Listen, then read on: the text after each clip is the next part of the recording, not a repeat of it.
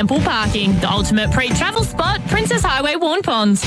For welding you can trust and steel work built to last, call Leslie Maintenance and Pipe Fitting in Colac.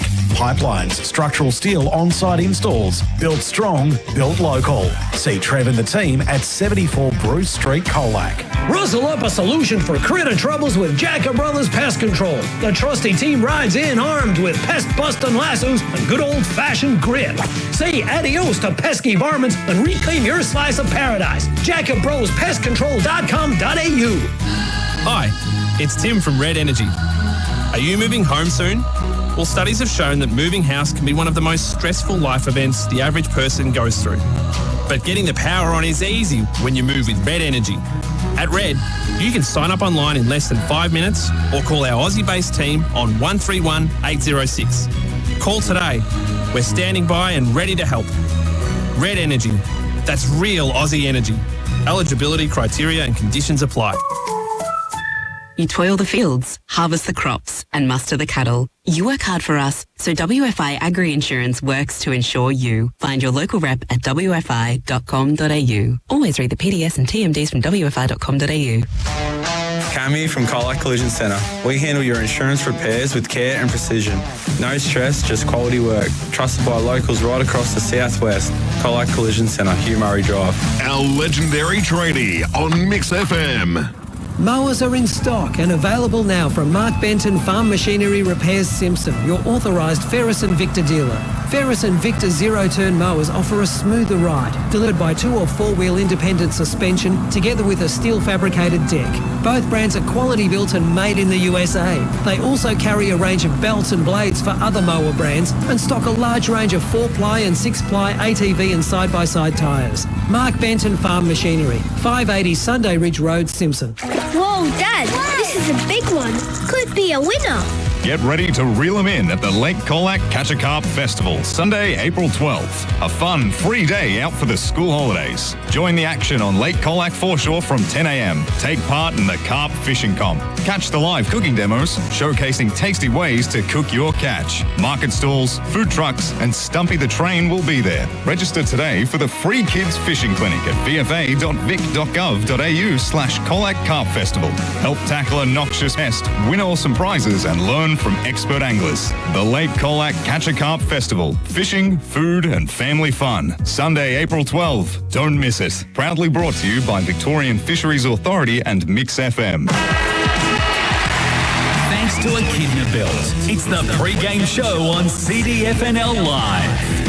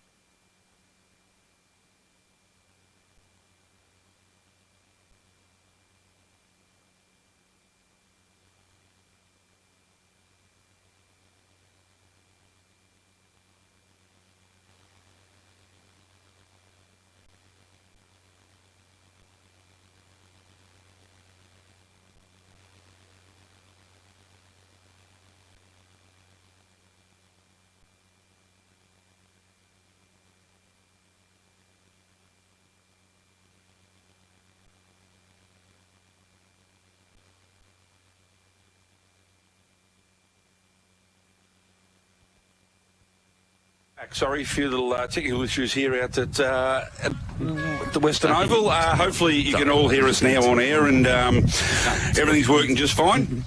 Drewy? Yes, what? Introduce our special guest, mate. Look, we're going to talk all things Netball, because what this superstar and the team did last year was just simply extraordinary. Of course, they lost the first final and then just went bang, bang, bang, Black Caviar style to win the premiership. And Eliza Carl's been very kind enough to join us, the coach of the IMS Agro Netball team. Eliza, welcome to you. Thank you very much, guys. First game of the year, the 1,000 nerves before the big one today. Yeah, a little bit nervous, but just see how we go. All the girls are really excited to just get back out there and had enough of just training. Let's start playing. First of all, congratulations on an unbelievable year last year. Thank you. League BNF, best on court in the grand final in the premiership.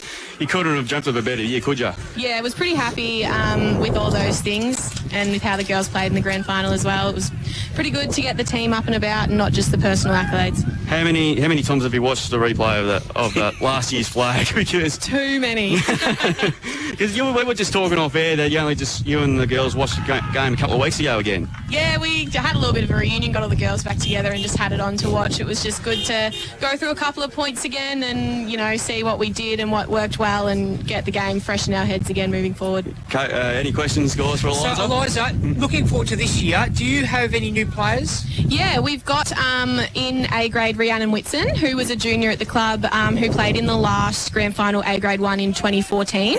And also my sister, Georgia Carl, again, junior at Imps, played in the last A grade flag in 2014 as well. So those two have been off doing awesome things down at Barwon Heads and Ocean Grove, and they've decided to come back this year. So you're looking pretty strong again this year. You'll challenge again this year, you think? Yeah, it's just good to add more depth into our team. We only really played with 8 players last year, which made it a little bit tricky when we had different injuries and whatnot. So it's good to have that depth and have those 9 girls that we can call on week in, week out and not have to worry. All right, so AJ just stole my question completely about new players. Me being new, I don't know a lot about this sort of stuff. So thanks, AJ, for taking in that. Now, taking over as coach, how does that change your preparation?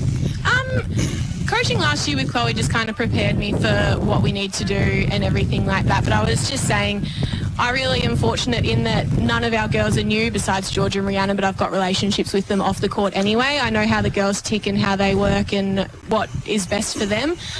So that's really, I feel really fortunate in going into this year alone coaching. I know all the girls well enough that I know how they work. So the change, I suppose, when you suddenly become the 100, who are the sides who are going to give you the most trouble? Yeah, well, Alvie today will be tough. They always are. Beery, Lawn, Beery have got a couple of good recruits in the off-season as well, so they'll be tough. I think across the board it'll be pretty strong. I think Otway will be pretty strong too. Otway as well, with Chels going out there. It'll be good across the board, and it's nice to see some of those teams that may not have been fortunate enough to get the wins on the board in the last couple of years get some good players and hopefully be really competitive. So looking forward to a strong competition. Yeah, definitely. Didn't mention my side at all, South Colac. Come on. And South. We arch nemesis. That keeps. So Eliza, BC grade, the juniors, all strong for Imperials this year? All strong. We had so many numbers for our senior grades and everyone wanted to stay around. I don't think anyone really left in the off-season, which is really good. We've fielded all our teams and had plenty of people for each team. Each team's got 9 to 10 players. So, yeah, we're looking really good for the future as well. 17's coming up into seniors in the next couple of years. Some of the 17s that have come up this year into seniors are really strong as well. So our culture into juniors to seniors is really strong and looks really strong for the next couple of years. Do you take a hands-on role with the juniors as well? Do you set the program for the whole lot, or do you let the individual coaches run it their own way? Yeah, mostly the individual coaches. All the coaches have something to do with each other, and I will work closely with Nick, being the under-17 coach this year, to see who's kind of coming up and coming through. But mostly the coaches are all very well equipped to look after their teams how they wish.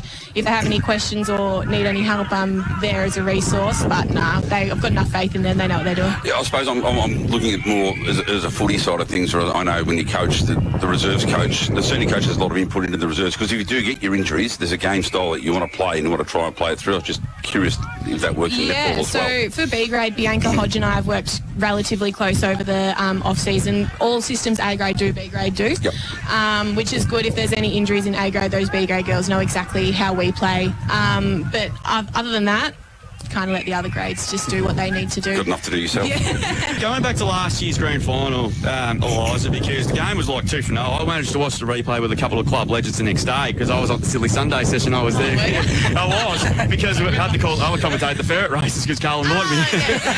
So the game was neck and neck for the first half. When did you sort of feel in the second half you got girls just started to get on top around the court? Yeah, I suppose just like in each break we just said to the girls, look, we're in this for the long haul. You need to just tough it out, get on with it, ignore the umpire, like not ignore the umpires, but just get on with game. And we really wanted to create a culture last year, which I think showed in the grand final. All the girls have great friendships off the court as well as on the court. They all wanted to win for each other, and I think that really showed. We had no cracks in our team last year anywhere. So I think that real culture and that group mentality of let's do it for each other really shone through in the grand final. It's a beauty of having close relationships, because if you do have a slip up, like you said in the first final, the ability to bounce back because you have that belief in each other. I think when you have other sides that bring in players all the time, you can sort of fracture, and it might go the other way. When it's so close, it makes it easier, doesn't it? Yeah, it really, really does. All our girls, even this year, as I said, everyone's carried through, so that community and that culture's really just grown in the off-season. Everyone hangs out outside of netball, which is really, really great. We're messaging each other all the time, so all the girls have a lot of love and respect for one another, which is all we can ask for. Which is a good thing. And I suppose Lottie's have probably grown up together playing here as well. Yeah, lots. And even like family connections, like Georgia, my big sister, Rhiannon, she's friends with all of us, everyone's family. Shay's dating one of the relatives of... Everyone's connected. I've got a few things I could say about Colac there, but I won't. Everyone's connected and everyone knows each other off the court and has for a really long time, so I suppose that helps as well. Yeah, well, it does. You get that symmetry, you get that familiarity with each other, don't you? On and off, and you know people's nuances, their strengths, their weaknesses, and you can work around it. And you can tell when people are getting ticked off, which really helps. When you know them off the court, you know when people are dropping their head and stuff like that, you can get up and about. You know when the coach is ticked off generally. It comes with a spray. A couple of questions before we do let you go and get ready for the big game today. What are we expecting today? Because it's a big day for the club on Good Friday. What are we expecting? We're just going to come out and play our game like we did last year. We're going to start the same as what we did in that premiership game. Let the girls settle early and move around as we can. There won't be too many changes across the board. There'll just be one here and there, once a quarter. Won't be changing our full side, and just let the girls ride it out. And the last one, what's the plans after today for Easter weekend? Not much planned, or are you just having a quiet weekend? I'm on night shift for the next 4 nights, so nothing much for me. That is the shortest straw. I know I work night shift on the weekends for 18 months. It's a short straw you never draw. I've got tonight off, but Saturday through Tuesday night. Well, at least you can enjoy yourself tonight. I mean, everything closes at 10, so you know, but you can enjoy yourself tonight and then sleep in and get up for the work tomorrow. And then ready to work the next night. Beautiful. Eliza, You're Eliza. Congratulations on last year. Good luck for the season ahead. No doubt we'll catch up with you throughout the course of the year. Thanks, guys. Thanks for your time. Eliza Cale, the coach of the A-grade netball. Carl Wiskin's going to join us after the break here from the Western Oval on Good Friday. It is the Imperials and the Swans. On Mix FM, this is CDFNL Live. Your news anywhere, anytime for free. Trail bike enthusiasts heading into the Otways are being urged. Keep up to date with the latest local news, no matter where you are, with the Southwest Local News Podcast. Everything that's going on where we live, 5 days a week, straight to your smartphone. Subscribe now by downloading the Listener app at Google Play or the App Store. And keep up to date every day at mix1063.com.au. G'day, it's Chris from Westvic Garage Doors. We install sectional doors, roller doors and shutters. Ask about our smartphone control kits for remote access. And remember, annual servicing ensures warranty and safety. Westvic Garage Doors, the Mix FM Business of the Month. He's lined it up from 40, kicks on the way. It's a goal! And that's as good as a footy triple treat from Pammy's Pizza, or the Monster Meal Deal for family and friends, supporting local footy and netball for 30 years. Pammy's Pizza, good food done right. G'day, Barry here from Colac. I've been with Roderick Insurance Brokers for over 10 years. They've always looked after our insurance, from the farm equipment and business to our home and cars. Give them a call so they can look after you too.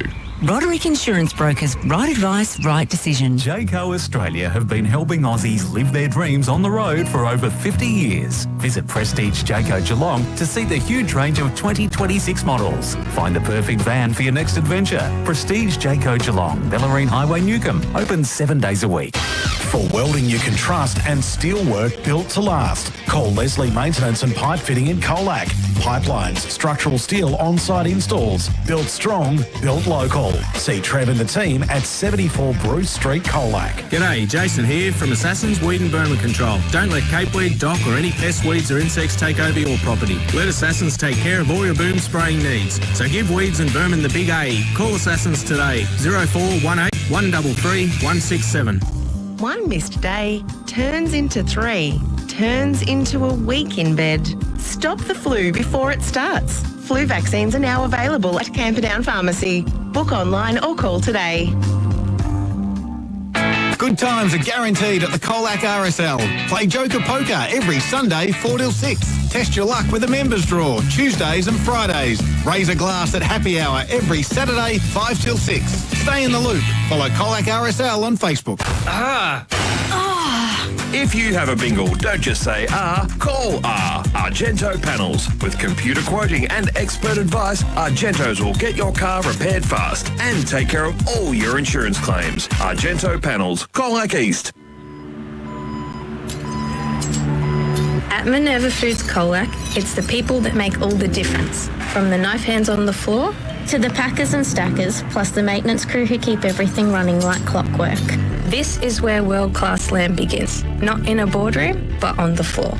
To our people, thank you. You don't just make product, you make Minerva Foods. Together, we are proud to be part of the largest workforce in the district. And we're always looking for great people to join our team. If you're ready to be part of something bigger. Or ready to start a career with Minerva Foods, email recruitment-au@minervafoods.com. Minerva Foods Colac, proud of our people. Thirsty Camel here. Easter, eh? I'm not sure why there's so much fuss about a rabbit anyway. I mean, sure, he has longer ears than me, but personally I'm more partial to a long neck. Long neck. Easter shopping doesn't have to be taken so seriously. Just swing by your local Thirsty Camel to pick up your favourite bevy. Or check out my mates Jack, Jim and Jamo. Who needs the Easter bunny when you have a Thirsty Camel? Thirsty Camel. Why so serious? Drink responsibly. Even camels get thirsty. Thanks to Echidna Built. It's the Pregame show on CDFNL Live. And we're back, CDFNL Live here from the Western Oval. Colac Kings versus Alvie, grand final replay. Drewy, time for guest number 2, buddy. Yeah, big thank you to Eliza Carl coming on. She was absolutely fantastic. No doubt she's going to dominate again this season. And we've got the El Presidente of the Colac Imperials Football Netball Club. We thought originally we were going to get Bailey Scott, but he's running a bit against time today. So we've got Carl Whitcomb's joining us. Carl, mate, welcome. Yeah, thanks for having me, guys. First game of the year. It's a big day for the club on Good Friday. You must be very, very excited. Yeah, we are. It is a massive day for the club, and it just goes to show the crowd that's already in the ground at the moment, and that's been a big build-up for it. And, just glad that it's finally here. A big, unbelievable season last season, losing the first 3 games, and then they went on an incredible winning streak. Unfortunately, just fell short in the grand final. Obviously, moving on to this year, what's the move been like of the club over the pre-season? Yeah, no, it's been really good. They've had great numbers at pre-season training, which years gone by sort of probably hasn't been the case, but this year, 40 plus, and that, I think we had 9 guys miss out on a game in the 2s today, so... incredible, isn't it? Because a couple of years ago, the Interregs were struggling to get a reserves team. Yeah, we were, and that, but the amount of work that Bailey's done and what Craig Hardingham's done too's been unbelievable, and it's just great to see them all run around and today, and we just had Eliza Carl coming on just before, because the Netballs had an unbelievable run. They went on in the finals after losing that first final. It must have been a real buzz around the club that night after winning the A-grade Netball Premiership. Yeah, no, it was it was great. So, they were uncontrollable for a couple of days. But no, they deserved it. They, the last, I think it was the first semi, they beat Beery, then they beat Alvie, and then went on and, beat Irrewarra, and it was a great day for the girls and a great day for the club. So... Yeah, great weekend too, because I was there on the Sunday too. Remember that? Because calling the Ferret Cup and I had a great time. Boys, got a questions for Carl? So, Carl, looking to today and this season, you've got several new players at the club, including the returning Cullen Spence. How important are those players going to be? Can you tell us a bit about them, please? Yeah, so we've got Liam Crookshank. So he's come across from Anglesey. So he's a ruckman. So... ruckman and can play key defence. So will he take the starting ruck, or will still be Brody Stevens? Probably be Brody, I would imagine. Yeah, okay. Mate, he's the president, not the coach. As presidents, we'd like to think we run things, but we actually don't. Carl, you're the silent boss of this club. Well, I'll see you at 5 o'clock tonight, 6 o'clock tonight. So. And we've got Nick Sanders, Ollie Sanders and Willem Sanders come across from St Joey's, Newtown. So Nick actually played a game with us last year in the reserves and got injured, and then got a promotion with his job, so he couldn't finish the end of the year, but he worked out for him well this year. And yeah, so those three guys have come back, so they're wingmen and back flankers and that, so that use the ball really well, and yeah, so they'll add a bit more run to our side too.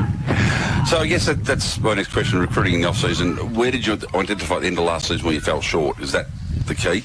Yeah, we're probably a key target short. So Cullen Spence last year went overseas to England, played cricket, so he's good choice. Yeah. Yeah.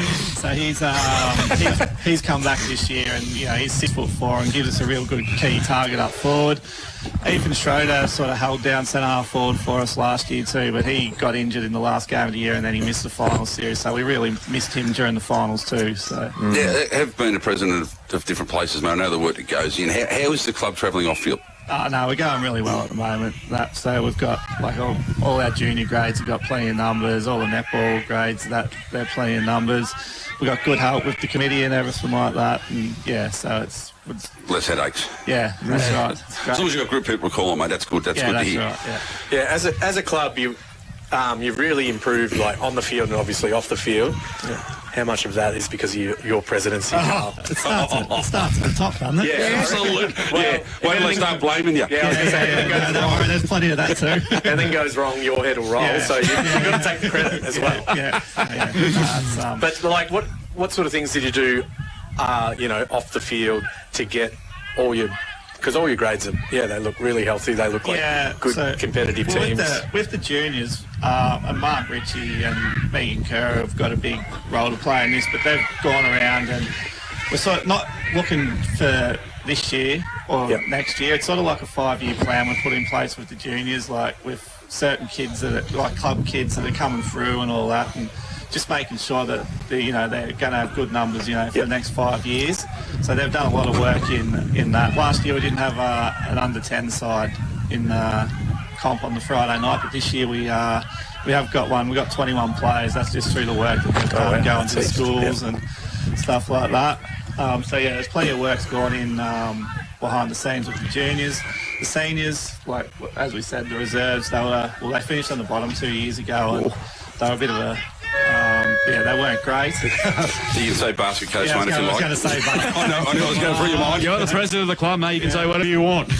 Did you have to pull on the boots that year? No, I didn't. No, that can't be. The beauty of that is, and with the way AFL Bowen and like more football across Australia's now set up, it's the point system, isn't it? So to get them coming through, it's so important now. It is, especially juniors and that, and you'll probably see there today, like I think we've got about 14 or 15 one-point players playing that all played juniors together, and they played juniors together, and then they sort of, a couple of them went over to Colac, tried it out over there, and then they've all come back. So they come back as one-pointers. They don't just because they go and play high, that doesn't mean they come back. So you actually get reward for the effort you put in. Yeah. 2 points for both Scott brothers is an absolute steal. That's brilliant. So, Campbell Scott, he's had a couple of interrupted years. How's he looking this year? Has he got a pre-season under his belt? He has got a pre-season under his belt, and he is looking really fit. Yep. I actually umpired the practice match last week. We played against Cobden, and he absolutely tore it to pieces in the first quarter. I said to him halfway, I think it was the start of the second quarter, he got a kick and he ran past me. I said, mate, get off. I said, yeah. And it's good to see. And it's good to see too, because he has had the most rotten run over the past 2 years, Campbell Scott. Yeah, he has. So he's a bit injury prone, and he's got so much ability. And he does. He's one of the most exciting players in the comp when he's up and firing. Just like to see him, play 18 or 20 games and that, and just show how good he is. I suppose you get to that stage where if that injury, 18 or 20 might be, you probably, you build him up, so you look at 12 to 14 to start with and get him through, but then try and tell the young blokes not to play footy. Good luck with that. Yeah, that's right. It's a whole different thing. Calm down. No, I don't want to. Yeah. I'm here to play the game, and that's it. Yeah. Like Bailey last week with a practice match with there's 10 minutes to go, and I'm saying, what are you doing on here? Get off your... Well, you are his employer. Yeah, that's right. So, yeah. Come on, CEO, step up. Yeah. Look, but it is hard to stop them, especially when you know the season's a week away. That's right. You really want to... They want to get minutes under the belt, don't they? Yeah, they do, and they love it. They love cracking in at training, they're tackling, and it's not for me anyway, the training now. Training was never for me either. No. It's just one of the most overrated things ever. But it is a different game now, isn't it? And look, I suppose the professionalism that creeps into clubs, how's the transaction to that? 'Cause, you know, I played here in 2001 in the league, and the difference to the way things are run now is unbelievable. So it's been a fair transition, but it must be tough some of the older blokes sort of to get their head around. Yeah, it is. It's hard to implement change. It is, but yeah, no, it's I don't know, it is tough, but you know, like I know back in the days, like no one ran on and off the ground. Now they're running on and off the ground every 2 minutes. Well, when the runner come near, you'd run the other way. You're getting dragged. You weren't rotating. You were getting dragged. You're having a bad day. Yeah, and like you even see the AFL, like they're just running on and off the ground. Like I think, like was it last week or a couple of weeks ago, Melbourne were a couple of points up, and Max Gorn come off the ground with 8 minutes to go. Yeah, getting back on. Like, doesn't make sense to me. Doesn't make sense to me either. But that's what you pay coaches for, isn't it? Yeah. Shifting gears to today against Alvie, because you two clubs had unbelievable battles in 2025. I know there's been a few changes from both teams from back then to today. What are we expecting? We're hoping for a good contest. Are you seeing it that way? Yeah, I'm really looking forward to it. I've sort of been looking forward to it for a couple of weeks now. But yeah, no, obviously both clubs were probably recruited well.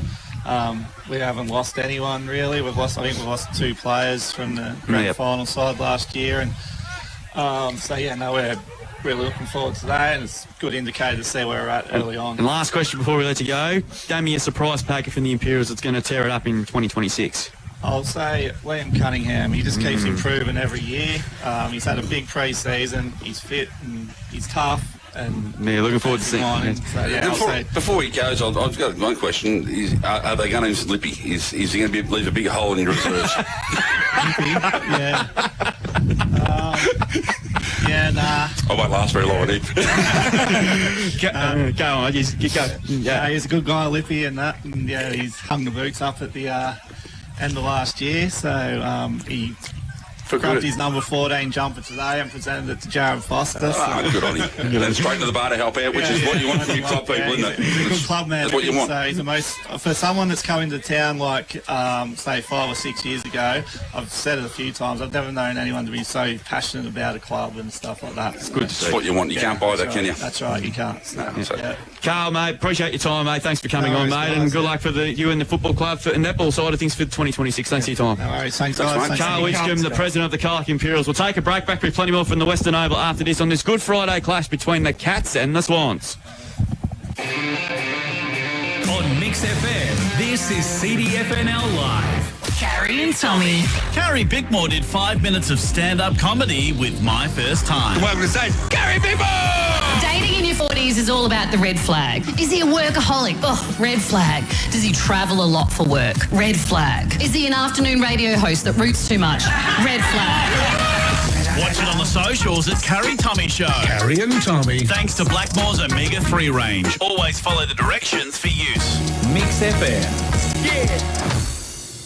G'day, it's Chris from Westvic Garage Doors. We install sectional doors, roller doors and shutters. With over 20 years experience, trust us for Automatic Technology Australia automation, covering Colac, Apollo Bay and surrounds. Westvic Garage Doors, the Mix FM Business of the Month. Hi, I'm Dylan. I'm from Beeac Primary School. Me and my friends are on holidays, but that doesn't mean we aren't outside. We are out riding or walking, so drive carefully to keep me and my mates safe. Thanks to Southwest Individual Support, looking out for our community. Discover a smarter, faster, greener way to build with Echidna Built, a new standard in modular construction. Eco-friendly, high-quality modular buildings, tailored solutions for modern living and working. Perfect for expanding your home or growing your business. Design options range from 1 and 2 bedroom second dwellings or 2, 3 and 4 bedroom homes. Crafted with meticulous detail, every module blends modern aesthetics with sustainable practices. Echidnabuilt.com.au, part of the CMTP Group. Ben Spokes at We Spoke Insurance Specialist can come to you with the ideal insurance to protect what matters most. You'll get market-leading personal service and advice with We Spoke Insurance Specialists. Find them on Facebook. Authorised representative of PSC Connect Proprietary Limited. Please consider all terms and conditions. Your club delivers on the field. Thinkwater Colac delivers solutions, serving the southwest for over 25 years. Irrigation and filtration systems, pumps and rainwater tanks, and your local experts in solar pump systems. At Thinkwater Colac, they do water well. Relive a childhood memory and get to the bakery that holds a special place in your heart.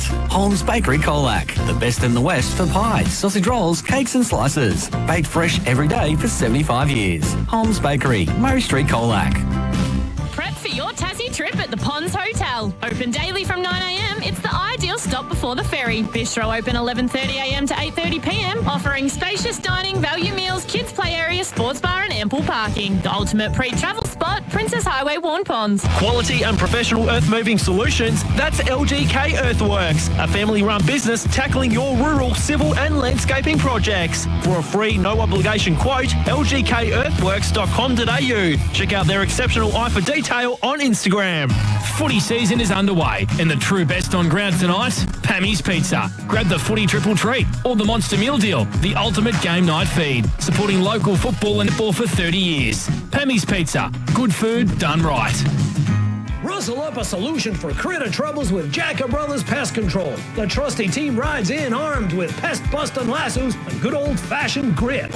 Say adios to pesky varmints and reclaim your slice of paradise. JackerBrosPestControl.com.au. Minor bump, major smash. Lou here from Colac Collision Centre. Let us get your car looking sharp again. Professional results, quick turnaround and service you can count on. Colac Collision Centre, Hugh Murray Drive. Our legendary tradie on Mix FM. Because everybody is unique. Every Tempur mattress behaves uniquely too. Soft where you want it, firm where you need it. Tempur conforms to the shape of your body, not the other way round. The Tempur sale event is on now at Harvey Norman. Massive deals across the Tempur range with up to 55% off Tempur Ease, Breeze, Lux Breeze and Prolux Adapt mattresses. Receive a bonus Tempur mattress set valued at $699 with selected models. Harvey Norman, your local mattress experts. Harvey Norman, Warn Ponds. Thanks to Echidna Built. It's the Pregame show on CDFNL Live. And we are back CDFNL Live here at the Western Oval. You said last year's grand finalists to do battle again. Alvie with a game under their belt, having played 6 days ago. As Drew mentioned earlier, have made a few changes. One forced, the others maybe positional changes or for the game or blokes become available. And Imps, 6 or so new faces coming in. So, Drewy, let's have a look at, mate, what your thoughts are on today's game, buddy. Yeah, it's going to be a cracker game. We saw, like I mentioned a couple of segments ago, that these two sides played some absolute crackers last year. The game here at the Western Oval, but we weren't here for that game by our reports. It was just probably one of the best games of footy for the entire year. It was just high scoring, it was quick, and the big guns really come to play. So I'm really excited to see what these two sides. I'm looking forward to seeing some of these new recruits for the Imperials today. Charlie from Cruikshanks was one. Cullen Spence, it's great to see him back playing CDFNL footy, of course, as well. And of course, the Sanders boys, I'm looking forward to seeing how they go. Well, for the Alvie side, we get to see Liam Mulder back in the side. Of course, he didn't play last week. And also Charlie Grissy's first game for his new club. He, of course, he missed out last week due to a little bit of a health issue because he had his tonsils removed and he had a little bit of an issue after that. So it's great to see him playing there, but cannot wait for this game. The weather's it's a bit of a breeze. It's nowhere near as windy what it was about 45 minutes ago, but the weather's clear. It's a huge crowd, and like I said, we've had this game marked in for quite some time, so I'm excited. Give us a winner, mate. I've got to tip the Colac Imperials by about 12 points. I just think they would have had this game marked in for 2 months at least anyway, so I'm really excited to see that. So Imps for me by about 2 or 3 goals. Paul? Yeah, I reckon Imps as well. I say 15 points, and I actually got the winner in the margin last week. Do I win anything? I don't know. Realised afterwards. I tipped the first goal kicker, so there you go. You got bragging rights. That's what you get, mate. You get to come back the next week. That's what happens, mate. That's the prize you get. It's funny enough because I've got a good record in first goal kickers in the first game of the year. I think I've tipped about 4 or 5 in the past 6. So I'm going all right in that department. Well, But yeah, I think it's a me show apparently, AJ. It is. That's right. Well, I have to mention it. No, you ain't nothing wrong with mentioning that, mate. The experts are here. Hey? First goal kicker, I'm going to go Jet Price. Looking forward to see what he can do this year. He had a good year last year after the issues he had in 24, so I'm excited to see him go about because he had played some footy in Darwin, so I'm looking forward to seeing him how he can do today because he was pretty disappointed. He's talking to him after the grand final, so he was disappointed with his final series last year, so he looked forward to a big 2026 for him as the Imps just kick away and the reserves are up by 19 points with a few minutes left. Will, thoughts on today, mate? I think it's going to be a really solid contest. I think the first run under the belt for Alvie will doing wonders. Obviously, they started slow last week. I think they'll definitely want to improve on that. I still think Imps, obviously were defeated last year in the grand final, but they're obviously hot and hungry and they want the revenge, and I think they'll be too strong by 16 points. I think Jesse Williamson takes his form from last week, kicking 3 goals. Might kick another one in the pocket for first goal for me. Yeah, AJ, what do you got for us, mate? Yeah, looking at the two teams, boys, both putting out really strong teams on the park today, so I'll be interested to see how Glenn Strawn, the AFLW coach for Port Adelaide, goes. He was sensational last week, Spider. Particularly the last 10 minutes, when the game was in the balance. His skill and his poise and his decision-making, Drew, just sensational at this level. Look, I'll go... I think Imperials will win. I think Drew's right. I'll go a bit less than Drew. I'll go 10 points, and I'll tip Dom Dare for first goal, boys. Before we go on to... we get a tip off you, Will? Yeah. That's all right. I was trying to work out technology and get things done. We do have another game on today, Drewy. Yes, Lawn and Apollo Bay, the Coastal Cup. Down there. So around the grounds for Thinkwater. Lawn, 3 goals straight, leading Apollo Bay yet to score. See Lawn's team today. They've got Charlie McCartan playing, they've got Mitchie Herbertson playing, and they've got Paddy Hughes playing. Gee, that's a good team. It's 3-1-19 now, so we'll keep you updated with the scores from there as the game progresses. Look, I think Imps will win the game today. I know Alvie had that run under their belt, but I just don't think they had games that had the game in their own terms. And I think a young side like Irrewarra-Beeac, who took it to them for 2.5 quarters, I think if they have that second quarter they did last week and missed the opportunities to come their way, I don't think Imps are going to let them get away with that. Spider, what did you make of Alvie's game style last week? It was hard to pick up. You understand what Irrewarra-Beeac were trying to do was run, which they went against in the second quarter, and it could have cost them a lot more dearly. I just think Alvie just thought their bigger bodies and probably more experienced players were going to win the game for them, which doesn't happen in footy. It's 18 and 18 during the game. And if one's off their game, anyone can tear you apart. You're playing senior football, which you've actually got some ability. So if you let sides go like that, and I think against a class outfit like Imps, it could hurt. But I think that run of the belt will bat the cobwebs for them, and I think they will make the necessary changes. Obviously, the changes in the side, which I think probably reflect that today. I'd expect probably a cleaner showing today from them. I really would. Yeah, I think, Les, you're right. And the 6-day break, but the big one for me is Will Jacobs not being down in the defence today. That is a huge out. That's going to be a big out because he would have been the right matchup for Cole and Spencer, would have thought there too. So it's going to be very, very interesting to see how their back six, especially how they hold up there. Just also around the grounds as well. In the BFL today is Gillingham to take on Mottawarri, Ocean Grove take on Anglesey. In the AFL today as well, there's 2 games I mentioned. One about to get underway in just under half an hour from now at Marvel Stadium is Carlton and North Melbourne.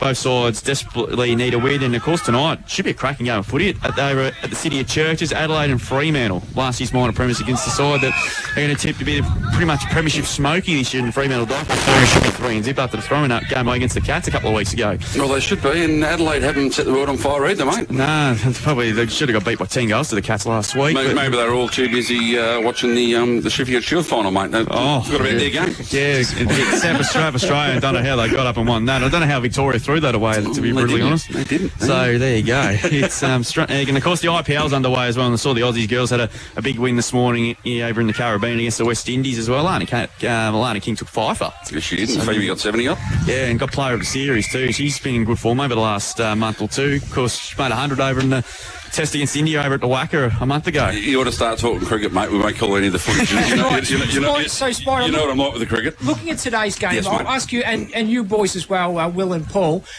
We saw Lincoln Dare. He's sensational in the ruck. He rucks unchanged all day. He's going to go up probably against at least 2, if not 3 today. Do you think that they need to maybe rotate someone else in the ruck, boys? All 3 of you? Look, they certainly need somebody else. Just looking at the side last week, I don't know who it would have been.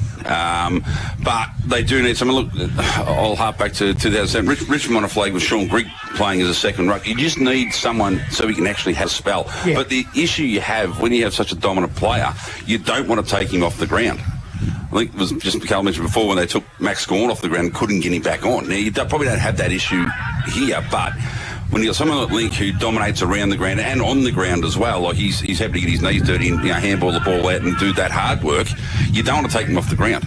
But the other thing is, how do you stop him? Like, how do you tell someone like that, you need a break? Yeah. Or he's going to say no anyway. Yeah. I agree with Spider, and to add to that, I guess they can change with Link. Instead of going inside 50 or into the back half, getting a chop out there, to give him some space, to not run out of energy, because it is a long game, and obviously if he's going up against 2-3 ruckmen, obviously he's a massive, big-bodied ruck, but it's definitely going to take a toll on him. If he starts dropping his head, then Alvie's a collective will. That's a sensational goal. That's a sensational goal. The issue you have is that what Carl's saying. They've got 3 big blokes, one in each section of the ground. Pretty young too, I think. And younger and fit. So it doesn't matter where he goes. He's going to be in the ruck against someone, and it's going to be another, belting. The obvious choice for the second ruck, next biggest guy is Lockie Roosevelt, but you don't really want to pull him out of your back. Particularly with some of the issues he's had over the past 12 to 18 months either. Yeah, and I don't know. Last week they could have thrown Dom in there for 5 minutes, maybe just to give him a chop out. Maybe, yeah. What do you boys think about that? I mean, Dom, he's just a traditional full forward. Would you be prepared to put him in the ruck? To be honest with what I've seen last week, he got a fair bath and he got off the chain for the last 5 or 6 minutes and did ice the game.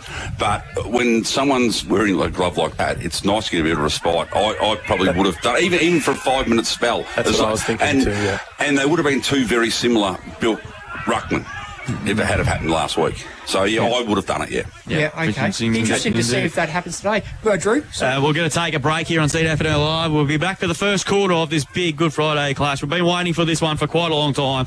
Colac Imperials versus Alvie from the Western Oval. They're overcast conditions, but no rain, which is good to see too. Back with it after the break here from the Western Oval here on Mix FM. On Mix FM, this is CDFNL Live. Weekday mornings from 6, it's Mix Brekkie. Maybe a little bit, but maybe not the Madam Mayor part, maybe just minding our P's and Q's a bit more. I'm just not sure how you and I would go, Lippy, just doing a radio show if we had to speak like that all the time. Well, Madam Mayor, let's talk about... through you, the money that you handed out to the constituents. Sure. Mix Brekkie for McDonald's Colac and Snap Fitness Colac. Mix FM. Hi, I'm Hayley from Beeac Primary School. Me and my friends are on holidays, but that doesn't mean that we aren't outside. We are out riding or walking, so drive carefully to keep me and my mates safe. Thanks to Southwest Individual Support, looking out for our community. What was that? Colac Landscape Supplies little tip truck doing a delivery. There they go again, always on the move. And what do they deliver? Mulch, sand, decorative pebbles. They've got a huge range. Hey, who are you calling? Colac Landscape Supplies. I'm booking you my delivery now.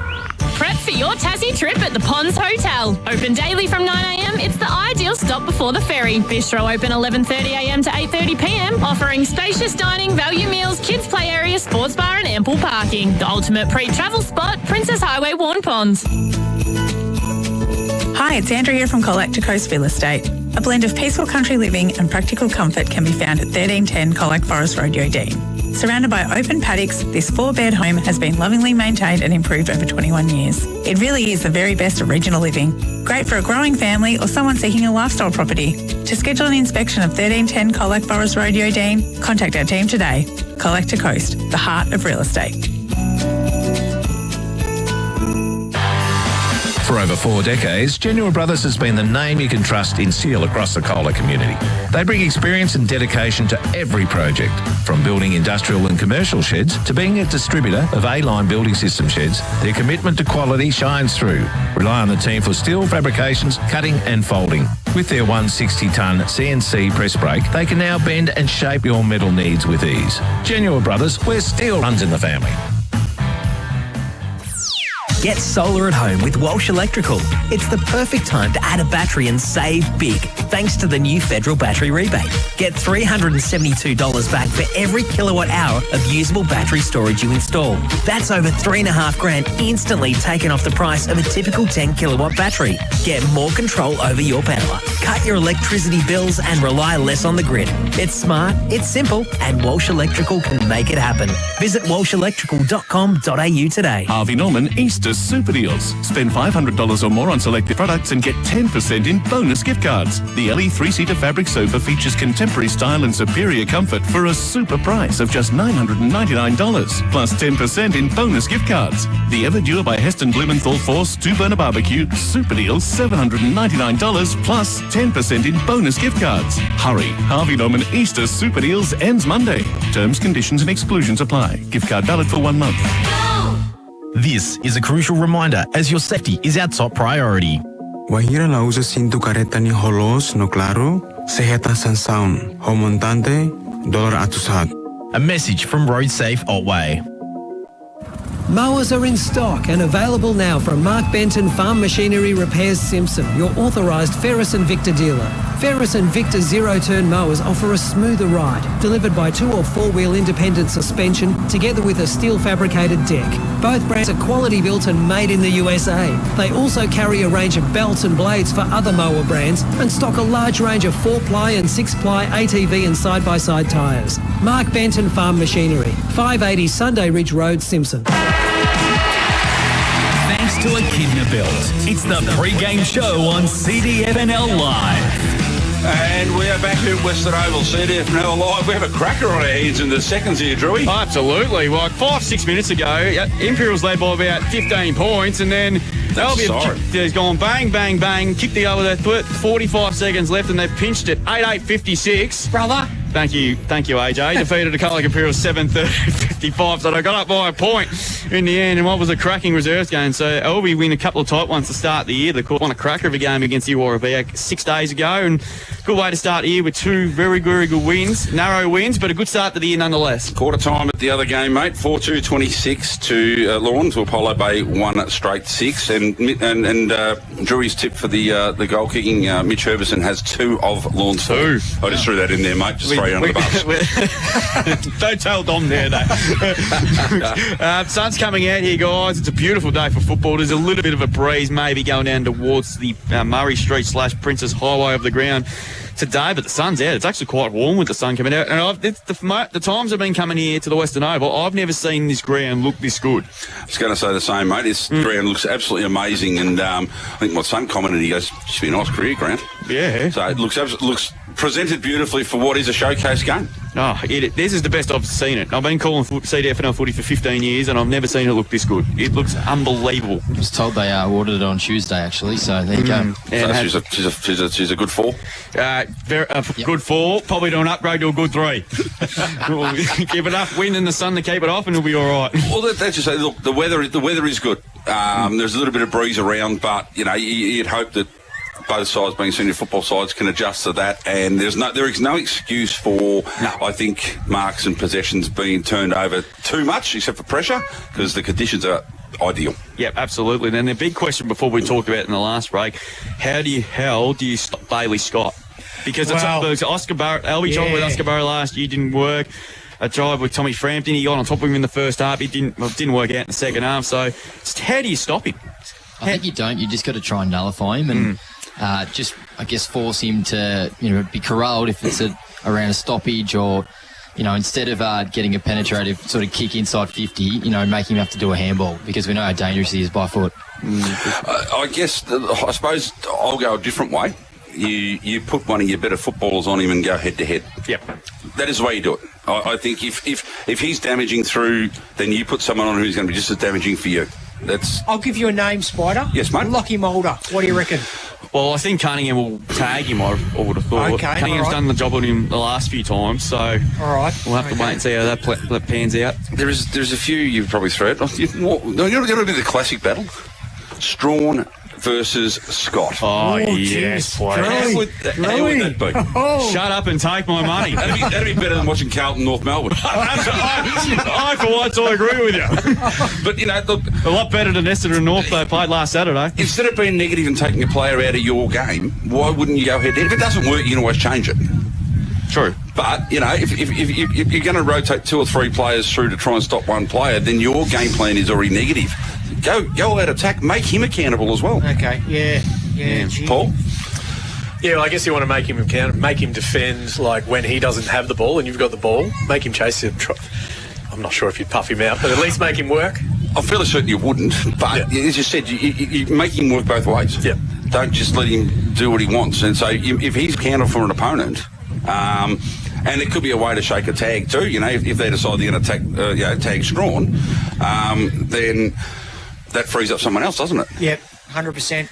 So look, I'm looking forward to seeing him play, Drewy. I mean, listen to you blokes last year at the Raps, and obviously he won the Marnie medal, and he's just a class player. Absolute class, Spider. Mate. Absolute class. Yeah, and the scary thing is he's in the peak of his football powers now. Absolutely, yes he is. So it's just scary what's he going to do. If we saw last year, imagine what he's going to do this year. Alvie just coming onto the ground now. Imps have been out for a couple of minutes, so we're not too far away from a start here on this Good Friday here at the Western Oval. Of course, if you get a chance, make sure you give to the Royal Children's Hospital Appeal. We did, yes, absolutely. They're probably the biggest day of the year on a Good Friday. No, I'll put in my $5 this morning for what is a magnificent cause.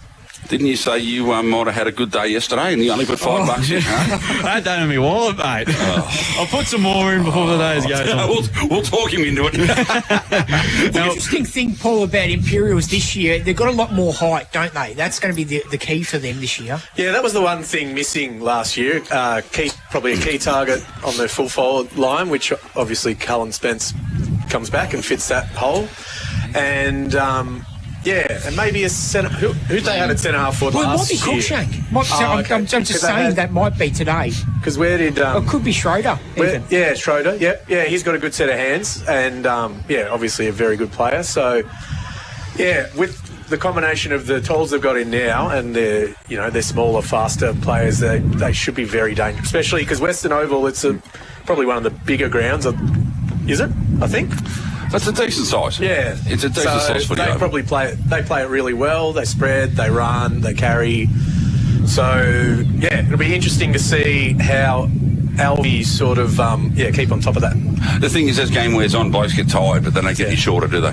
No, true. No. And that's a key thing. You add height. And a day like today, height will be an advantage, I think. I totally agree, Spider. And in Imps' defence, we haven't really touched on their back line. Their back six last year were out since from round 3 onwards. They were absolutely unbelievable. Luke O'Shaughnessy's final series, I don't think it's talked about as much as it should have, because he single-handedly kept them in games last year. In that prelim final against Lorne, the grand final against Alvie, when Alvie got the jump on him and they fought their way back, he was just unbelievable in that final series. He kept them in it. Austin Arnold, another great player too. Flynn Wisby's another one too. Yep. So they're all looking forward to another big year as well there too. So to think they added additions into that back six as well. With the exactly. A bit of height.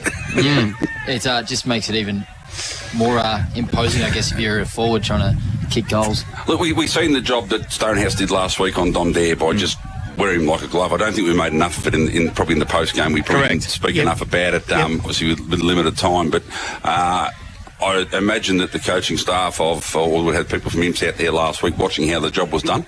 And if their back six set are as good as they were last year, and you've added to that, well, Dom could be in for a tough day again today. Yeah, toss has just been done, and it's been won by Luke O'Shaughnesy, the bloke we just spoke about. He's won the toss, and he's going to kick to the Princess Highway of the ground. Probably worth 2 or 3 goals at least, I reckon. So looking forward, and so they're going to make first use of this slight breeze in this opening quarter to get a good start on the board here. Round the grounds, Drewy.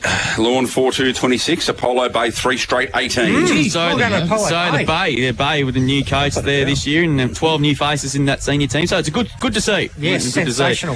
They've got one goal kicker a lot, Tristan Smith. That's all they've got. The other 2 goals haven't got the players who kicked them. So yeah, we'll keep it. We'll update it. They'll take their time. It's the first game of the year. Particularly it's a big day, big weekend down in Lawn because they've got the game on the GFL tomorrow as well. Yep, they do. Yeah, and Bells Beach this weekend too. Bells, it's all happening down that way, mate. There's a lot going on. Stall Gift on this weekend as well. Yep. And of course, the Cats and the Hawks Monday.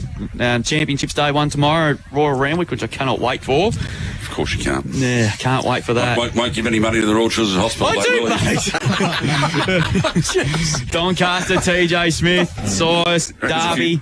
Well, we're talking around the grounds, mate. Anglesey 7-4-46, leading Ocean Grove 4-1-25. Ammo's 8-7-55, leading Mottawarri 2-1-13. Ammo's are going whoosh. They're going to be finished on top last year and, of course, got knocked out. I think it looks like they're going to be pretty hard to beat this year. And the reigning premier's looking all right early. Come from 5th. That is an amazing effort. Come from 5th to win a premiership. They lost a lot of injuries midway through the season. Once they all came back, they just absolutely flew home. Did what Norwood did back in the 80s in the SANFL. Come from 5th and won the premiership first before you were born, mate. Correct. Let's go Footscray 2016 coming from 7th, mate. That's more relevant to you, buddy. All right. Yeah, all right. That's what we do here on CDFNL Live. Bit of banter, bit of fun. So we're looking forward to this one. It is the Cats and the Swans. First time since these two sides played in that grand final back in September. And as I mentioned, the Colac Imperials no doubt would have had this game penciled in as soon as the fixture come out. So Carl was right, Brody Stevens starting in the middle and Levi Dare with Levi Dare. Levi Lincoln and brought Levi back out of retirement. Yeah, so where's Bailey Scott? Where is he? Starting centre forward and Barrow's got the job on him. Interesting move, Adrian. Yeah, so they got a loose. Both players here pretty much got a loose man in defence, which is interesting. So just about set to go here. And O'Donnell's got the job on Dom there. And we'll see where Luca Shaughnessy is. And he looks like he's got the job on Williamson. That'll be a good battle. Real good battle. Yep. And for the upper end, looks at Callan Spencer starting the goal square. And Rosevier's gone to win. Former teammates, of course. And George Stephen at centre forward. Lockie Marnie's picked him up. Will be a good matchup. So Eddie's the loose man in defence for the Swans. And Austin Arnold's the loose man for the Cats. So here we go. Good Friday footy. Under sunny skies at the moment. There's a few clouds about, but it's clear. No sign of rain, which is good to see. Lincoln Dare wins the first possession. And pass went straight into the arms of Aston On, who's playing loose man in defence. He's kicked up towards half forward, looking for Stephen. Got a right bounce, but couldn't pick it up cleanly. He's good enough to mop up again. Good pick up too. Kicks inside the forward 50. Price got in front there. Paddles the ball up towards the 50.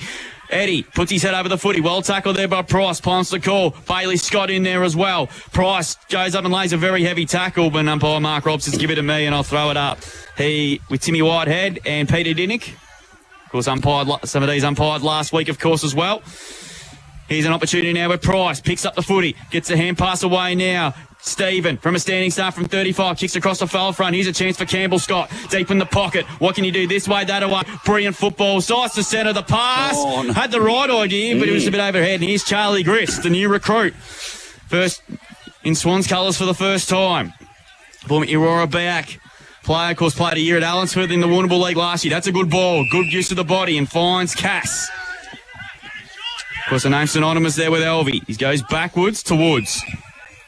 Woods goes further in. Ball kick was smart, but here's an opportunity. Campbell Scott picks up the football. Has a ping from 35. It's swinging back, but not enough for the first score on this Good Friday on the Greg Allen Farm Machinery scoreboard. We're a couple of minutes in, and Alvie yet to score. It's a fast start by both teams here. Ball's pinballing around. That's what we wanted to see. Rosevere looks like he's bringing the ball in. Decides to go to the clubroom side of the ground. Plays on and goes long down the line looking for Dare. Dare takes a mark on his chest. Unopposed here. So Lincoln Dare, carrying from last week, chips the ball over the top. Great kick to Williamson. Williamson now true centre wing. Right in front of the coach's box there for Imps. Having a look at his options. Decides he's going to go backwards with it again. So he does so. And the ball's taken there. So you pick that up with it, not Cass, no. It's Parmesan. It's, yes, another great name from the league. Goes long, comes off the boot, not too well now. Picked up, quick handball, comes across and into the arms of Bailey Scott. First touch of the day. Looks long down the line, goes over the head here, running, races on, picked up by Rosevere. He gets the handball over the top now. Not a favourable bounce chance here. No, well done again. Back to Rosevere. That was by Monaghan. Regan. Wrapped up. Here's the umpire going to say, no, he's let it go. So it goes back to Rosevere, goes over top to Monaghan again. He's looking at his options down the line. And it's a great little chip chip over there. No panic at all, mate. So the ball is Oscar Barrow now in his own defensive back pocket. So Barrow looking at his options. He's got a couple short. Now decides to come along down the line. Probably not the greatest of kick. The ball has either been marked or will be a free kick. No, the mark has been paid. Ball straightened up here. Again, onto the wing here. Ball with O'Donnell. O'Donnell now just chips in. Nice little kick. Measured it beautifully. Mark there has been taken by Sanders. So Sanders now looking to drive Imps forward again. He does so. Kicks in the hot spot. So see a red there in front. Good mark. Looking there. Here we go again, AJ. 2 marks on the Stepcom stat sheet. It's not a bad start to the game. He had about 10 last week, didn't he? 18. So there now. The drive Alvie out defence goes wide. A little bit on the kick with that great set of hands there. The Permas Elegant Williamson. I think it's Grist. Is that Grist? New Grist it is too. Yep. I'll get used to him shortly. He goes long down the line again. Good hands in front. Here we go, moving the ball forward now. This is underwater, looking in their direction, but he's out-pointed again here. So the ball taken by O'Donnell. That was a poor kick. Wasn't a great kick in. It happened a bit last week too. So O'Donnell swings on the left foot, drives it long down the wing, but I think it might be coming back. No, the umpire said they're all fair in that contest. Quick handball comes out. Fed over the top now, running into attack now. Imps goes a nice little kick over the back. George Stevens. Yep. I like the pressure early, the Colac Imperials there. There's just no easy outlet for Alvie at the moment there. Imps forward pressure's been on top early. So Stevens be kicking from just about on the 50, I'd reckon here. It's a little bit shot at goal coming in now. It's the 50-metre line, gets a good piece of it, but has pulled it to the left for the second behind there to Colac Imps. They go to 2-2. Alvie yet to score on the Greg Allen Farm Machine scoreboard. I should have started the clock, Drew. I forgot. That's all right, mate. We'll let that go. Second one. It's all good. So Rosevere's got the footy now. It's Lockie Rosevere. Good to see him also coaching the under-18s at Alvie in season 2026, and he's goes straight up the middle. Just holds up in the breeze. He's got the numbers here, but ball punched away by Whedon in on Grist. Ball in the centre of the ground here at the Western Oval here. It's been picked up by Sanders. He better be quick. Good tackle. Took too long. And Liam Mulder running from behind, and he's going to win himself a free kick for holding the ball at centre half back. So one of the inclusions this week. Terrific season last year.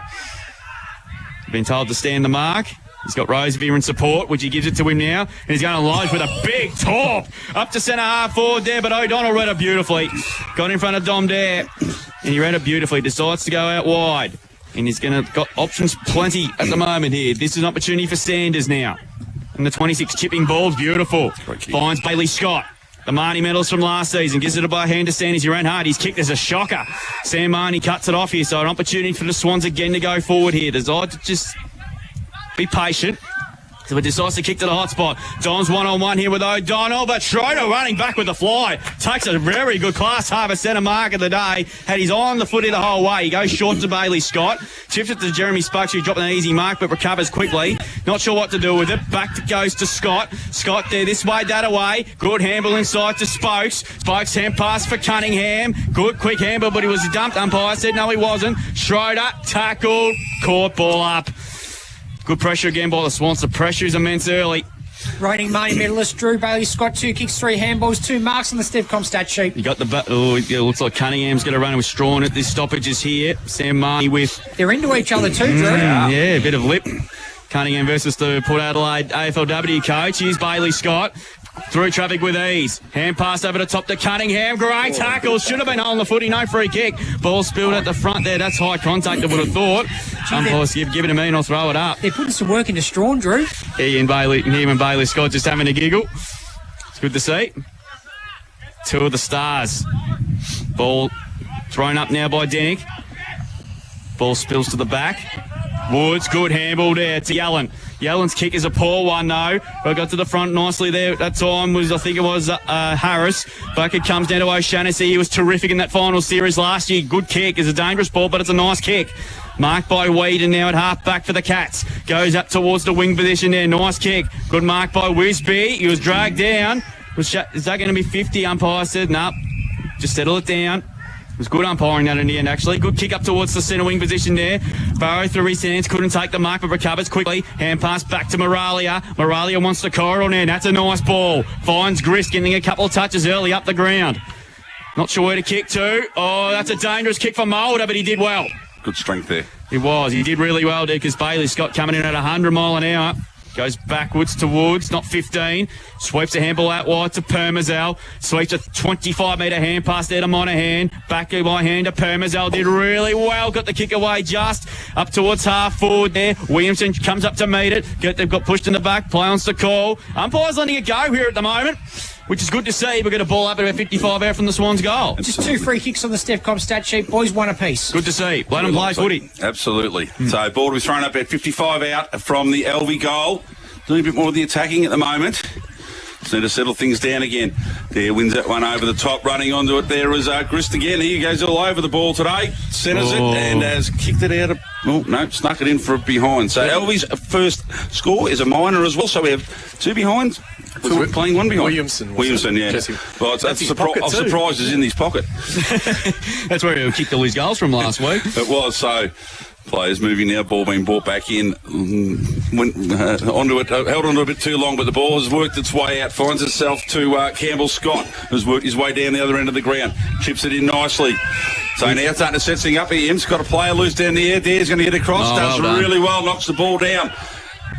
Let's go around, great tackle. Ball forced out of bounds. We'll have a boundary line throw in, almost on the half forward line here for Imps, who have transitioned that one very, very well out of defence.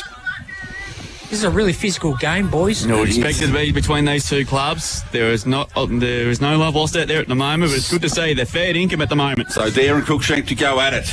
Boundary line, boundary up, throws it in. Dare gets in front, taps it over the top. No in particular. Ball hits the deck. Fed out now by Woods. Out further again there to Barrow. Barrow goes back to Woods, who goes over top. Quick kick out of defence here to a 2-on-1. Could be a free kick. The umpire said it was a push. And the free kick will go to... Oh, that's 50. Bailey Scott. No, that's not 50. That's trying to corral the umpire, mate. So Bailey Scott will take the free kick, looking at his options forward. Very cluttered forward line here for Imps. No one's really coming at him. Play on. So now he goes long in the hot spot there. Those fly. Ball at the back of the pack there. Taken comfortably by Lockmarnie. He does indeed. He's in the Elvis defence being good, but that's a dangerous kick. Cut turn over Schroeder. Hand passed inside. A shot for goal from about 30 out to the hot spot. Spence got in front. Dropped what he should have taken that time there was Marnie. Ball spills to Stephen. He has a shot at goal from the pocket. And he's missed it for another behind. So it's 3 plays 1. 2 behinds for George Stephen, but that was a really tough shot on goal, that one. And how was the hit by him down here right in front of us? That was great. You thought Kitty Coleman's hit on steel side bottom was big last night. It was similar, wasn't it? A lot similar, absolutely. Love a hotly contested game of footy. Absolutely. That was one of the biggest hit I've seen in AFL for a long time. Mulder kicks in. Dare was held. Should get a free kick. That was pretty silly there for Cruikshank. He knew straight away, too, that he'd given it away. So Lincoln Dare, who's looked dangerous early, of course was best on ground in the grand final last year. Terrific last week. He was our RSL player of the game. He was the difference between the 2 clubs. And he looks to have started well here. Oh, what about the candy? That was magnificent on Stephen. That's a good kick and finds Jensen Monahan. As the train goes past on the way to Warrnambool. It does. Goes backwards to Lockie Mulder. It was really big in that second half last week. Oh, I'm not sure what to do with it. Oh, he did beautifully there, the skipper. Chips it to the wing. Looking for Gris Rava. Tries to take on Whedon. Backtracks by hand now to Sam Marnie. Really good in this game last year. Was best on ground. Good chipping ball. Finds Liam Mulder. Right in front of our broadcast position. That's a nice chipping ball to Williamson.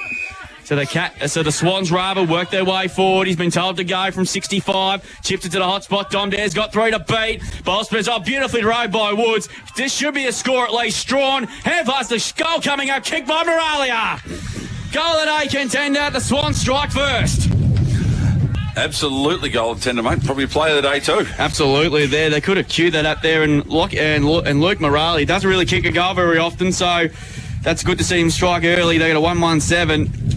Colac Imperials 3 behinds on the Greg Allen Farm Machinery scoreboard there. And Linky Moralia doesn't, like I said, Paul, doesn't kick goals very often, but what if he can take him from the top of the square? Yeah, well, they were queuing up for that one, so he was just at the end of the line. Yep, I'll have it, boys. Put it through. Easy as that. Yeah, beautifully good forward pressure you get again. The forward pressure on both sides has been good, so the Swans were queuing up there. They've only had about 3 or 4 inside 50 entries, so that's a much needed goal into this slight breeze. Back in the middle again now. We have Cookshank taking on there again.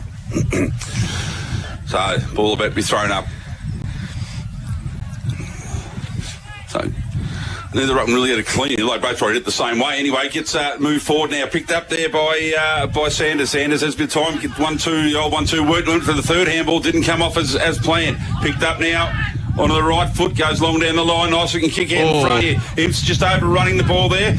Going back is Eddie. Can't quite pick it up now. Has another go. Dives on it. Needs to get it out. The umpire might pin him, but no, he's strong enough. Feeds the handball back beautifully to Mulder. Comes back across. That might be out of bounds on the full. I think the umpire has seen it that way in front of Marnie. Sorry. It was Marnie and Marnie. Sorry. Marnie squared. Anyway, Marnie squared. So Bailey Scott takes the resultant free kick. Hit a kick a minute ago. Just chips it in nicely. Keeping possession of the ball here. Arnold. Looking at his options coming forward. The leads did come out. They stopped. Good. Lovely. Just floated. So that's just floated across. Is that McKay, is it? No, it's Campbell Scott. No, it's Campbell Scott. It is too. The orange boots should have given that away for me, shouldn't they? Down the orange hair. Oh, it wasn't going to go there anyway. So Scott now drives it in. Nice looking kick coming across the front there. Knocking the ball away was Monaghan. In the back. Free kick now to Alvie. Should relieve the pressure. So anyway, chips across. It's not the greatest kick, but Dare's made it look all right. So he now comes long down the line looking for Underwater. Underwater out in front takes a good grab. So just a bit of speed coming out of defence there. Not 15 is a call. Play on. No, I said no, play on anyway. So Marnie into the ball. Sam. He chips the ball in now to Mulder.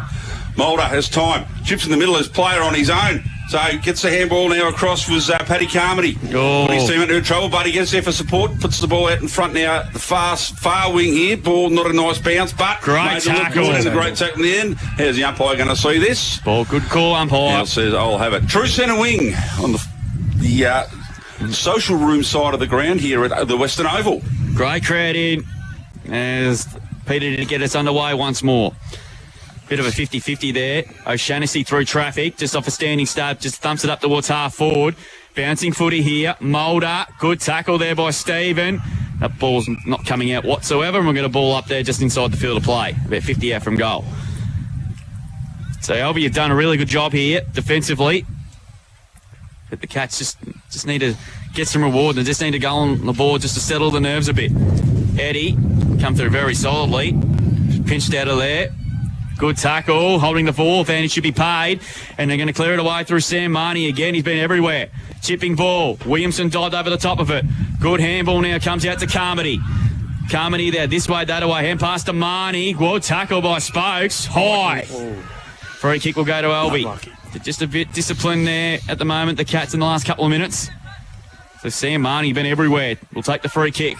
Right in front of the bar here at the Western Oval here. Perfect conditions for footy. And he just likes to pop it up there. That'll bring rain and plenty of it, but look a bit strong at the front there. Got the house, somehow got the midst of the ball, but it's ball's coming out now. Harris. Ball spilled at the front yet again. This is Sanders. Kick was pressure as he kicked, but it works okay to Bailey Scott. Chipping ball to centre half forwards. Just over the head of Prosper. Got mitts to it there. Did really well and recovers it this time. Kick inside. That's better. And here's Cullen Spence in his first game back. That was just a better entry and a bit more poise. That was the first real clean entry they've had today in Cullen Spence. This is his first shot on goal for 18 months. He's directly in front and will kick from about 40. Distance won't be a problem. That's it, Drewy. They've once they've forced turnovers, they've tried to pounce immediately, getting the ball inside 50 on quick occasions. It's great to see him back, Cullen Spence. His first kick in his return, directly in front. Kick on the way, and he doesn't let him down. Welcome back, Cullen Spence. And the Cats kicked their first goal of season 2026. It was great transition to play. They go to 1-2-8. In fact, 1-3-9 a big component there as well. They lead Alvie 1-1-7. That's on the Greg Allen Farm Machinery scoreboard. As we close it on quarter time, Paul. Yeah, Jet Price did really well there. He just swung around, took his time, and just put it in front of Spence, let him lead onto it. Beautiful bit of play, and good on Cullen for putting it straight through the middle with this wind. Players got all around him too, didn't they? Straight into him. So, anyway, back in the middle now. Bit of a 50-50 at the moment in this game. It is. Ball in the air now. There wins that one down. It doesn't really go to where he wanted it to. Ball hits the deck. Could be a free kick paid from the back. No, the umpire has said No, all fair. He thought about it, didn't he? He did think about it, but McKay picks himself up off the deck. So, ball to be thrown up again. Rucks to go at it. Crookshank and Dare. Ball, Dare works to the front and wins that one down pretty convincingly. Could be a hold there. The umpire didn't see it. So anyway, Carmody gets the handball out towards Eddie. Eddie feeds it forward again to no one in particular, but moving the ball forward for Alvie. Ball is now wrapped up. So now forward. Alvie into attack. I think we've probably gone nearly 18 minutes, Drewy. Yeah, I reckon around that, yeah. Against the win, they've done a pretty good job. Yeah, their back six have been fantastic there. So Will Jacobs there today, so that's a big win for Alvie in this first term. His ball in the air now there, just pushes Cruikshank out of the way, takes out, kick smothered now. Here we go. By Bailey Scott. He has a bounce. Oh, look at this. Maybe another one, I reckon. No, he finds time, finds space, goes long down the line again. Ball gets over the back. Picked up here by Wisby. Lovely. Goal of the day contender. Wayne Wisby. Transitional football at its finest. How good was Bailey Scott? Drewy. It took one kick to get inside 50. It just shows how quick Imps really want to try and penetrate this ball going forward. They're forcing turnovers and making it look pretty dangerous. Certainly a West Sheds and Garages goal of the day contender, that one, Drew. Absolutely. That was just brilliant football. Stevcom stats so far, mate. Bailey Scott, 7 kicks, 4 handballs, 3 marks, 11 disposals on the Stevcom stat sheet. Yeah. You forget Easter eggs. He's bought his own Easter Sharon to the Western Oval. Did you have that one saved up, Drewy? Yeah. Let's just come out and set it, Paul. Oh, that's beautiful. That was a good one. I like it. Ball thrown up. Ball thrown up again here. So the Cats get 2 goals in a minute. Just get a bit of control in this first quarter here. Cunningham had a fresh share shot, which didn't connect, thankfully. Back in the middle again, we get a ball up there with Strawn and Cunningham. There's a bit going on off the footy between those two. Lincoln Dare just punches away easily there. There's a bit happening off the footy as well. Woods hacks the kick inside 50. Dom got the sit, couldn't quite take the mark. He's got covers again to Grist. Grist centers to kick the full forward there. Cass is underneath it. Good contest by Underwater. That's too high, I reckon it is. Probably a bit stiff there, Arnold. He did well again, but he got one high eventually. So correct call from the umpire. And a shot for goal coming up here. AJ, stats for Lincoln Dare hitouts. He seems to be on top at the moment. Quite a lot, mate. I'm going to have to add him up at quarter time. It's too many to count off the naked eye, but yeah, he's dominating the ruck, boys. Crookshank doing the large majority of the ruck work for the Imperials in this first term, but Lincoln Dare certainly on top in that department. So Aidan Yellen's got the free kick, and he's 20 metres out on a slight angle here. This for the quick response here. They need it into this slide. Breeze comes in and puts it through. Just sneaks it through for their second. And this game is shaping up nicely here at the Western Oval on this Good Friday.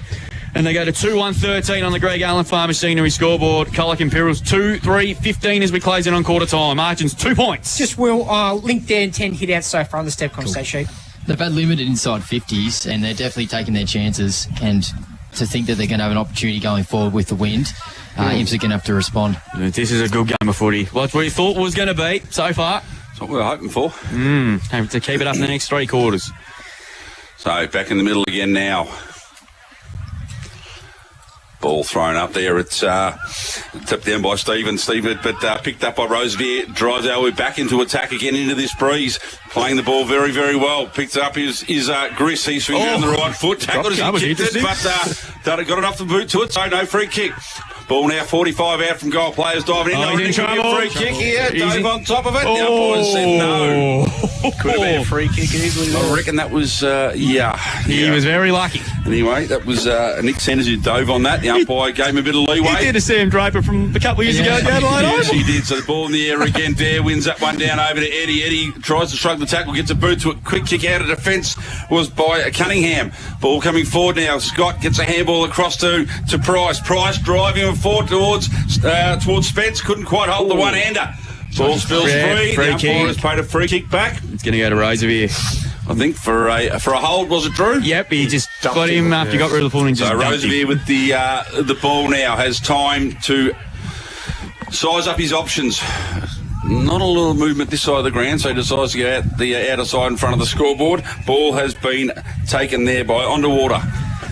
It's time now, drives the ball long down the wing out in front of the coach's boxes. I thought it might have been too much on out of bounds, but it stayed in now. Imps to bring it back into attack. All bounces through players now. Who's that coming straight through the other way? Is that Marnie coming through? Quick handball comes out. Handball over top there by Mulder. Liam for your stats there.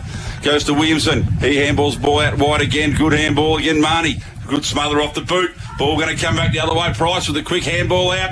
Drives. Imps long. Oh. Spence, beautiful pickup. Swings onto the right. Boot. Oh, don't tell me. What has he done? No way.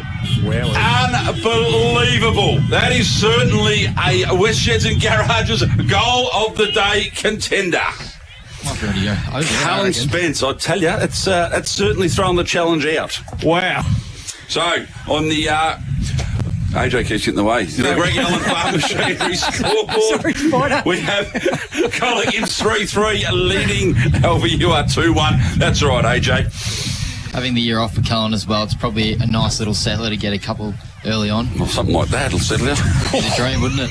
What a goal. I wouldn't be settled after that. I'll be very excited. Geez, I tell you what, he'd watch that probably another 1,000 times, I reckon. I still want to watch it 1,000 times to see to believe it. That is an unbelievable goal. Back in the middle we go here. This game is starting to really heat up here. Here's Bailey Scott through traffic. Not on this occasion. He took 6 of them on. And he's been pinholing the footy here. And he's going to be reversed. That is silly. Oh, that was real silly. That was just stupid play. Williamson seems to have gone to him the last 10 minutes as well. Yes, spot on. It's Bailey Scott's got the free kick. And he's going to draw a good kick and finds Cunningham. 55 metres out here. He's got Schroeder in the corner. Yeah, but he's got Spence on the lead. That's been ignored. So he's going to pop it up to about 50. He's going to wind up, actually. He's going to kick it to the hot spot. Underneath it there, that's a poor entry. That's a waste. And Barrow comes in last line defence and takes the mark. He started this game off well. So he's going to drive it long out of the fence, I would assume. But there's no one really leading except Lincoln Dare. It's where the kick takes. Monahan coming from the side. Arnold did actually good pretty well to consider in there. Cunningham kept it in. Chipping ball's good. Oh, well done there by Permas. There wasn't going to mark it, but won the foot. Yeah, Whedon, that should be holding the ball. I reckon it is. Well done, Charlie Grist. He's been good early. Playing a bit more up the ground. And he's going to want himself a free kick at half back. He's going to go in ball, but it's a costly turnover. And on the quarter time siren. And a shot for goal coming up here. And it's Ethan Schroeder's got the footy. Do you reckon he's got it in him? I reckon he'll go close. Maybe. He'll definitely help. That's a shot. So he'll kick for about 45. They missed him in that in the final series last year with that injury. So Ethan Schroeder to earn what has been an entertaining opening term here in this Good Friday blockbuster. And, of course, returned from back to the club last year after a stint in the Ballarat League. We're in the number 18. We're in the 18 this year. He comes in, 45 metres out. This to Ant to take some momentum in the quarter time. It's going to fall short. Just couldn't quite make it, I think. It's not going to be right. No score. So, ends what has been an entertaining first quarter. And we expected nothing less between these two clubs. And it's quarter time, as I mentioned. It is a 4-point lead to the Colac Imperials. Actually make it 8 points. 3-3-21 to the Swans 2-1-13. Cullen Spence has 2. Kicked an absolute ripper for this second one. That's probably going to be takes a beating for one of the goals of the year. And Flynn Wisby, Luke Moralia and Aidan Yellen, the goal kickers so far for the Swans. We'll take a break here on See Now for the live. Make sure you stay tuned because these next 3 quarters will hopefully they're going to be the same pace to what there was in the first quarter. Back for more after this. On Mix FM, this is CDFNL Live. G'day, it's Chris from Westvic Garage Doors. We install sectional doors, roller doors and shutters. Ask about our smartphone control kits for remote access. And remember, annual servicing ensures warranty and safety. Westvic Garage Doors, the Mix FM Business of the Month. Having trouble finding a tradie? Whether it's lawn mowing, cleaning, pest control or towing services, you'll find plenty all in the one spot. southwesttradies.com.au. Ben Spokes at We Spoke Insurance Specialist can come to you with the ideal insurance to protect what matters most. You'll get market-leading personal service and advice with We Spoke Insurance Specialists. Find them on Facebook. Authorised representative of PSC Connect Proprietary Limited. Please consider all terms and conditions. He's lined it up from 40. Kicks on the way. It's a goal! And that's as good as a footy triple treat from Pammy's Pizza, or the Monster Meal Deal for family and friends, supporting local footy and netball for 30 years. Pammy's Pizza, good food done right. McDonald's Colac, open 24 hours a day, 7 days a week, 365 days a year. RENA Support Service. Respect, inclusion, nurture, adventure. Your person-centred disability support. Giving you full choice and control in line with your NDIS goals. Through community participation, social interactions, daily living supports, respite and more. RENA Support Services fills the gap seen in community with a team of qualified and experienced support workers. Servicing Colac, the Otways and the broader region. A holistic approach for the whole family. Check out RENA Support Service on Facebook for more. Mowers are in stock and available now from Mark Benton Farm Machinery Repairs Simpson, your authorised Ferris and Victor dealer. Ferris and Victor zero-turn mowers offer a smoother ride, delivered by 2 or 4-wheel independent suspension together with a steel fabricated deck. Both brands are quality built and made in the USA. They also carry a range of belts and blades for other mower brands and stock a large range of 4-ply and 6-ply ATV and side-by-side tyres. Mark Benton Farm Machinery, 580 Sunday Ridge Road, Simpson. Upgrade your property with West Vic Garage Doors, your trusted roller door experts. Say goodbye to outdated squeaky doors and hello to style and security. Did you know if you have a pre-existing garage door, you can have it serviced every 12 months to maintain your warranty? Get in touch with the team at West Vic Sheds to make an appointment. West Vic Garage Doors, based at West Vic Sheds and Garages, Princes Highway, Colac West. Check them out on Facebook today. G'day, Sean here from Reese Evans. Check out our CF Moto range of high-quality ATVs and UTVs. These will get the most out of your workday, with a spec-rich range offering unbeatable value for money. Drop in for a test drive of the CF Moto range with our Reese Evans team. JK Brewer Electrical prides itself on quality workmanship and expertise, backed by over 3 decades of experience. For all your electrical and air conditioning needs, servicing Colac, Surrounds and the Great Ocean Road. Call Joel at JK Brewer Electrical, the name you can trust. The Austral is open from 11 a.m. Easter Saturday, Sunday and Monday. Have a meal or a drink with family and friends. Even watch the AFL live. Thirsty Camel drive-through bottle shop is open from 12 noon on Good Friday. The Austral Hotel Colac. Cheers to the long weekend. This Easter long weekend, head into Raycroft. Open Saturday from 9 till 12:30. Closed Friday and Monday. While you're there, grab yourself a rack special out the front. Raycroft, Murray Street, Colac. Powered by KFC Colac, Sports Power Colac and Minerva Foods. This is CDFNL Live. And you're back on CDFNL Live here at the Western Oval, and we have got the game that we have been hoping to get. Currently at quarter time, Imps 3-3-21 leading Alvie 2-1-13. What has been an absolute cracker of a game. Quickly, we're going to go around the grounds thanks to Think Water. Lawn 10-5-65, leading Apollo Bay 3-1-19. And in the Ballerine, of course, they kicked off today as well. If I get the right league up, we might be fine. At the moment, we see Anglesea 7-7-49 leading Ocean Grove 5-3-33. Geelong at 9-8-62 leading Mottawarri 3-3-21. Drew and Will are out listening to the quarter time address. Paul, thoughts on the first quarter, mate? What, are you trying to do the media? I'm trying to do the media. I'll give you some stats, boys. Yeah, do that. Thanks, Drewy. Thanks, AJ. Looking at the free kicks in that first term, boys, 7 free kicks to Alvie, 3 to Colac Imperials. As far as the hit-outs go, Lincoln Dares finished the quarter with 11 hit-outs for Alvie. 1 apiece on Colac Imperials' side to Brody Stevens, Liam Crookshank and Callan Spence. Major stats winners for the Colac Imperials, the reigning Marty medalist, Bailey Scott, 12 disposals in that first term, 8 kicks, 4 handballs and 3 marks on the Stevcom stat sheet. Apart from him, 7 to Willem Sanders, 5 kicks, 2 handballs and 1 mark, being very impressed with his first quarter at Imperials. And a couple on 6, boys. Jeff Price, 3 kicks, 3 handballs, no marks. Alston Arnold, 5 kicks, 1 handball and a couple of marks. On Alvie's side of things, big first quarter for Charlie Grist in the Alvie colours, 7 kicks, 1 handball and 3 marks on the Stevcom stat sheet. 7 to Josh Woods, 3 kicks, 4 handballs and 1 mark. 7 also to Lockie Rosevier, 4 kicks, 3 handballs and no marks. 3 players on 6, boys, for Alvie. Link Dare, 5 kicks, 1 handball, 3 marks. Sam Marnie, 5 kicks, 1 handball, 1 mark. Lockie Mulder, 4 kicks, 2 handballs, 3 marks. Those are the stats winners on the ground to quarter time next to Stevcom, boys. Thank you very much for that, Drew. Right, lads, you're back. Get set to go. Drewy, what did we hear from the Imps huddle, mate? Actually, very, very positive, very calm. Bailey Scott at quarter time was really impressed with their back six and their forward pressure. Just lacking ball movement inside 50. Just couldn't find a target and haven't got really flow. So that's the real onus going into this second quarter, particularly how to put it on their mids to go for the ball instead of looking for free kicks. Will, what did we get from the Alvie one, mate? Yeah, Derry was sort of just saying some missed tackles in that first quarter that they needed to work on for this quarter, and also the ball was, I just thought it was probably a little bit too high with the wind, forcing some turnovers. They're trying to keep it a bit lower. They want to stick to using the width of the ground and to not blaze away when going inside 50. It's a huge crowd in magnificent condition. I've never seen, as I mentioned earlier, I've never seen the Western Oval look this good. So we'll keep an eye on any positional changes, which I don't think there is. So Woods has gone to Bailey Scott this stoppage. So second quarter underway. It is the Cats leading by 8 points here as Mark Robb get us back underway once more. Here's Bailey Scott, the bloke I just spoke about earlier. Wins the first possession, the Marnie medalist. Kicked up towards half forward. Wisby come to attack it there. Bit of a wild hand pass and hope, but he's going to get a free kick for holding the man. So Wisby's got the kick and quickly plays on. Cunningham's got loose somehow, takes the mark, gets a hand pass opportunity for George Stephen in the forward pocket. Displays the ball, did really well. Kaza goes, centres the kick. Brody Stevens in the box seat.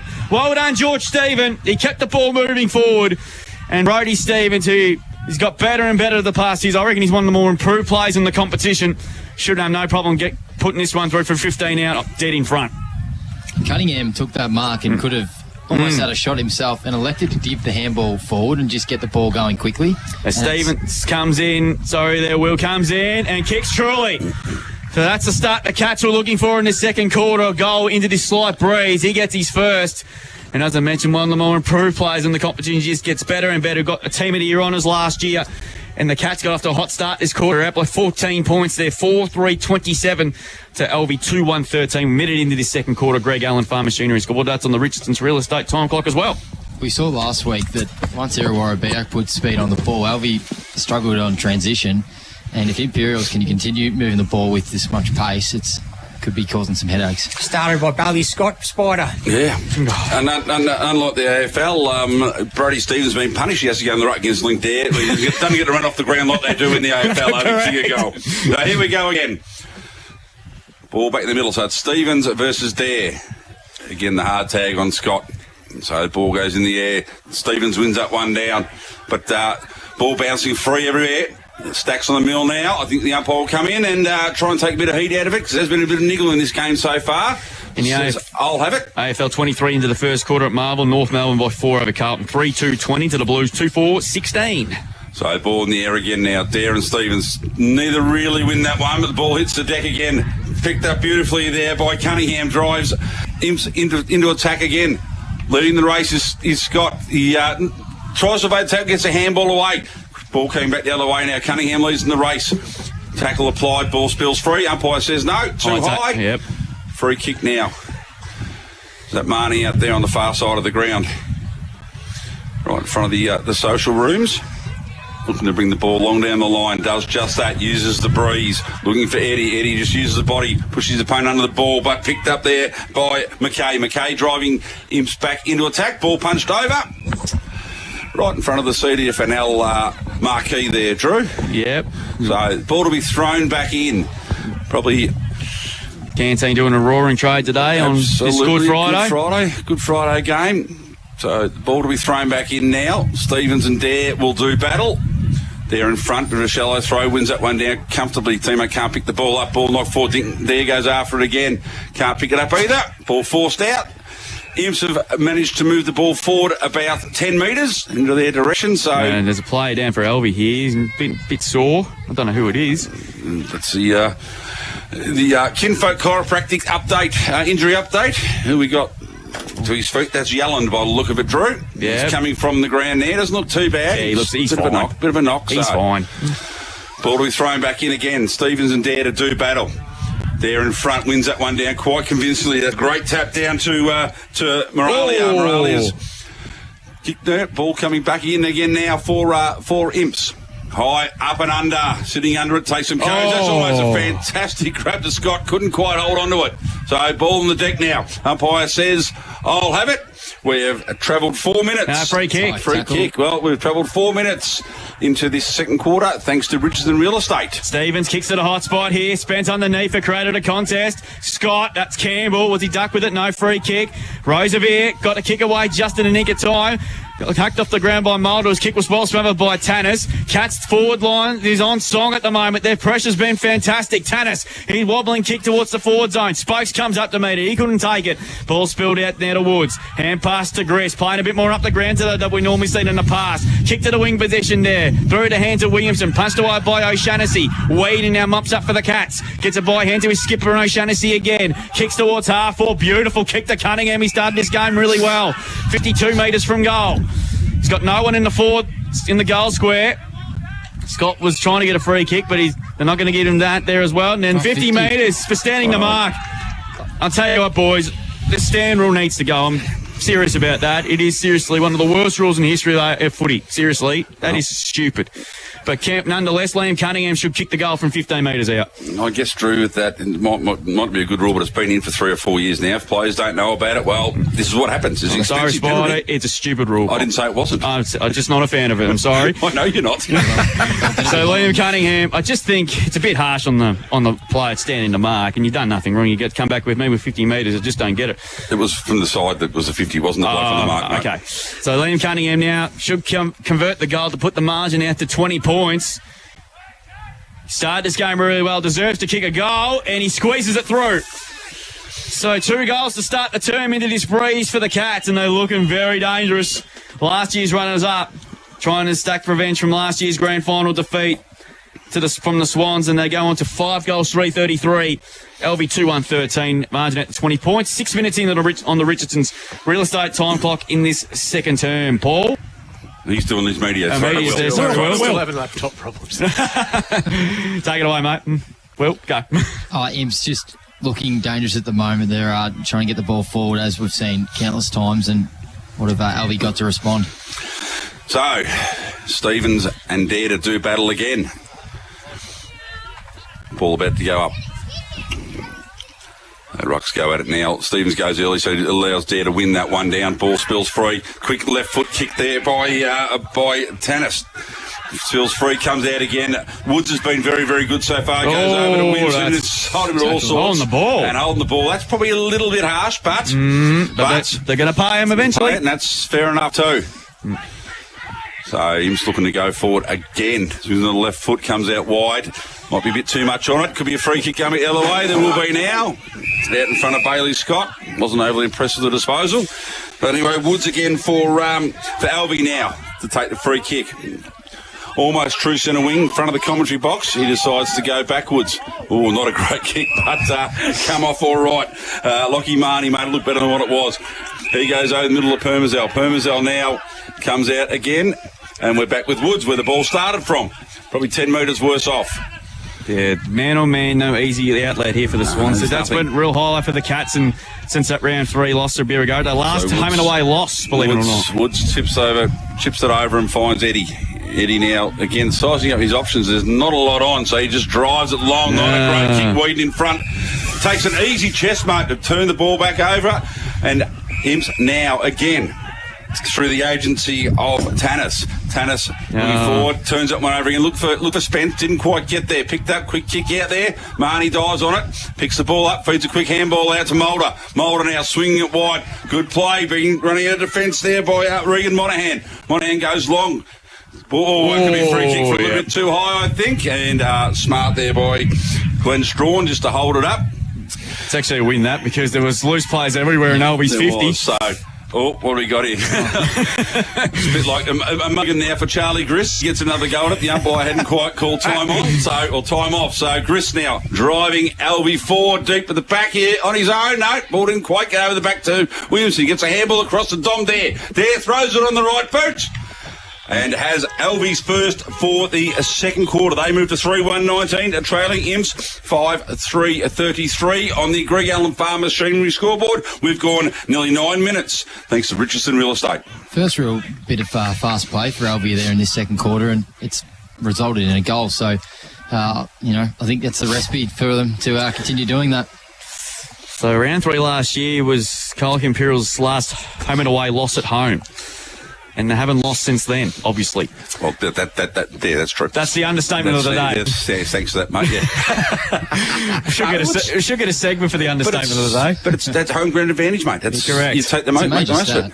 It is. Ball's back in the middle now. Margin back to 14 points here. What can the Swans do? Get back into this game here. Woods now just hacks to kick forward. Not the 15 of Wisby. He's been good early. Speaking of good, here's Bailey Scott again. Just on the right foot, a long kick. Schroeder there. Good punch away by Lockie Marr. Playing it a bit of half back, which is strange. Schroeder there. Gee, that's a red hot whistle. And that's holding the football. Free kick to the Swans here. It's going to go to Lockie Mulder. Playing Bill half back today, which is interesting. Gets a hand past to Woods. Woods is kicked towards the forward zone. Williamson got in front. Ball just went through the hands there. Shaughnessy now. Cunningham's been terrific. He maps the footy now and he breaks away. Hand pass to his coach and Scott. Hand pass to Wisby. He's been excellent. He gets a hand pass inside to Arnold. He took his off the footy. Hacked off the ground by Wisby. That's gone about 40 metres up towards the 50-metre line.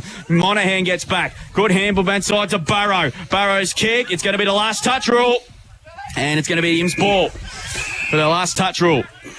And the free kick here to be taken here by Sanders. So he's going to go long. Just weighing up his options. In fact, it's McKay. McKay, number 9, have got a great history in the past. A long kick to the hot spot. Spence! Good mark! Class Harbour centre mark of the day. And he just lets Lincoln there know all about that. Gee, that's a good mark. 2 against 1. Had a good run at it and brought down the Class Harbour centre mark of the day. And he's going back for number 3. He just gave Lincoln there a nice little stare down on the way past. Gee, they missed him last year, Drew, didn't they? Oh, it's great to have him back. Callum Spence, his kick 2, of course, was the player of the game on Easter Saturday a couple of years ago in that classic. Comes in from 40, and that is, look good off the boot, but the word falls away. Oh, Stevens has marked it. I reckon that's an even better mark. What a mark that was. Class Harbour centre mark of the day. It's on 2 crackers in about 30 seconds apart. Didn't see one all week last week, Drew. Never seen 2. Those 30-second spotter. Oh, Brody Stevens is on fire early. Kick 1. He runs around, check sides around the corner. Into the post. Damn. Not the best kick I've seen. And that might be a nomination for Clanger of the Day as well. I think it could well be. 5-4 to 3-1. Rozier goes long now. Ball. He's putting in his for the Herald Sun longest kick. Ball marked there by Dare. Dare turns around, goes long, then long, looking for his brother who's in front, puts the hands up, ball punched away. Strawn rows the pack beautifully, throws it on the boot, but unfortunately, it's just pushed it wide. It's gone out of bounds. It'll be a throw in. Obviously, there's no last possession rule inside the forward 50s. Spider, that is the textbook Alvie play, boys. Behind's kicked by the opposition. Rozier goes bang straight down the line. Lincoln down marks. Quick forward entry. 2 kicks to get inside 50. Yeah, fantastic. So we've gone 12 minutes here, thanks to Richardson Real Estate. Ball about to be thrown in. Boundary umpires got down there finally. Half-time at Lawn, boys. The Dolphins are 10-5-65. They lead by 40 points on Apollo Bay, 4-1-25. It's getting out now, isn't it? It is. So Dare and Cruikshank to do battle. 15 metres out there, just knocks that one into the hot spot. Coming through is Williamson. Couldn't take the ball with him. Ball spills free again. There's your mate Wisby. He's been really, really good. The umpire said that's a throw. That's a rugby pass. Which probably could have been 2. It was actually O'Shaughnessy who transgressed then. So Alvie, the resultant free kick about 25 metres out. Tough angle, but if anyone can kick it, it's like Grist. Grist is a good kick. Grist with the chance. It's Charlie Grist stats for the Stevcom boys. 9 kicks, 1 handball, 3 marks for the day. He's been good. Has a chance now to kick his first for the day. In he comes. Deliberate approach. There's a beautiful kick off the boot. Magnificent. Talk about reading the play well, you boys. That's it. 4-1 now. 25-5-4-34. We have gone 13 minutes thanks to Richmond Real Estate. And, of course, scoreboard sponsor is Greg Allen Farm Machinery. They've wrestled the momentum back here, Alvie, and it's on the back of fast ball movement out of their back up. Yeah, look, when the opposition kicks a point, I mean, it's Rozier to Dare down the line. It's quick forward entries. Rozier, Dare. Yep. That's the way it goes. Yep, that's right. So back in the middle now here, we've got a good contest on the hands. Don't you worry about that. And it's going to be Peter Denning to get us underway once more. It's a good response here from Alvie as the Imps were threatening to run away with it. But the Swans have responded with 2 goals in a couple of minutes. which should have been a goal at the other end, which resulted in hitting the post here. Here's an opportunity now here for the Cats to clear it. Here's an opportunity now with Sanders there. They're coughing up and handball now in the middle of the ground. Ball spill on the spew. Burrow's been good. Good tackle by Cunningham. Ball pinned. We'll get a ball up yet again. A little bit of overuse there, Drew. Yeah, that's sort of been what both coaches talked about at quarter time. They're just misusing the footy a little bit. What do you expect between these two clubs? Apply some great pressure. There again. Wins the tap. Arnold got in front, but he's hitting in himself a free kick. Well done. Got front position, got held, and got himself rewarded with a free kick. He goes short to his coach and Scott. Bailey Scott in the centre of the Western Oval. Good kick. Looking for brother Campbell. He come up to meet. He wasn't going to mark it, but he did well. Permazov paddles it on. Taken by Campbell Scott now through traffic. Not sure what to do with that. It's a bounce. Caught. Tackle. What a tackle. That's sensational. Jesse Williamson with the play of the day contender. And he's not, and I can't believe Campbell Scott actually just got caught. That is amazing. Good kick towards centre half forward. Dom Dare come up to meet it there, getting back there with Sanders there, well played. Hack kick under pressure there. Barrow and Scott with courage, but Barrow did well. Stood his ground. Took the mark. Dishes off quickly to Sam Marnie. Runs to 50. Sends the kick towards the forward zone. Ball spill off hands again. Tanner's overrun the ball here. Dangerous times lurking, but O'Donnell comes away with a footy. Chipping ball's a dangerous one. Scott trapped it beautifully. Got the hand pass. Oh, he did brilliantly. Break the tackle with ease. Hand pass was a bit hot there. I think McKay, did he dive on it? He did. Holding the ball. Free kick will go to Alvie. Their pressure's lifted in the last 5 to 6 minutes. And Oscar Barrow's going to take the free kick. He's been really good, AJ. What's his stats? Yeah, looking at Oscar Barrow's stats, he's got 3 kicks, 3 handballs and 3 marks on the Stefcom stat sheet, boys. Been really good across half back. Of course, with Will Jacobs down there, he's going to come back on the mark. So this is an opportunity here for the Swans here because they've done well to respond here after the trailing by 20 points about 5 or 6 minutes ago and responded with a couple of goals of their own. They need to make use of it because there's a bit of a scoring end going down that way. There is, but also that not going back behind the mark gives Imps a chance to set up, which they have. So Barrow, 60 metres from goal. The pretty crowded forward line. Looking for Roosevelt. And this bloke, Chris had kicked the goal a minute ago. He's been really lively. He's quickly just off from 55. Could have had his shot himself if he wanted to. Dares are underneath it. Good punch away by O'Shaughnessy there. Comes out there to Marnie. Was he taken high? No, according to the umpire. In fact, the unofficial umpire spotted it. 50 metres away. And Sam Marnie's going to take a shot on goal. Right decision. Yep, I agree. Yeah. And Sam Marnie will have a shot on goal. 40 metres out, 40, just on a 60-degree angle. A few free kicks recently, boys. 7 this quarter to Alvie, 4 to Colac Imperials on the Stefcom stat sheet.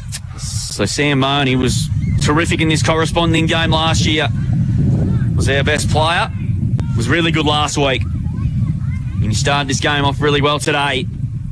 And this is a big shot on goal to put the margin under a kick. For 3 goals in about 7 or 8 minutes here for the Swans. Sam Marnie delivers it. Looks good. And gun barrel straight. So good response again from the Swans. They've got 3 in a row. And this is the closest they've been this quarter. And it puts the margin back. 3 points. 3 points. They got a 5-1-31 on the Greg Allen Farm Machinery scoreboard. Colac Imperials a 5-4-34. And on the Richardson's Real Estate time clock, we'll play coming up 17.5 minutes. Good response. We'll hear from the Swans the last 10 minutes. Yeah, definitely. They get more representation at the front of the ball and just around the stoppages as well. Imperials seem not have as much options going forward. Obviously, you saw Bailey Scott just get run down for holding the ball and Campbell. Yeah, it's unusual, that, isn't it? Yeah. All right, back in the middle now. So Crookshank will take on Lincoln Dare, who again looks like he's going to ruck all day.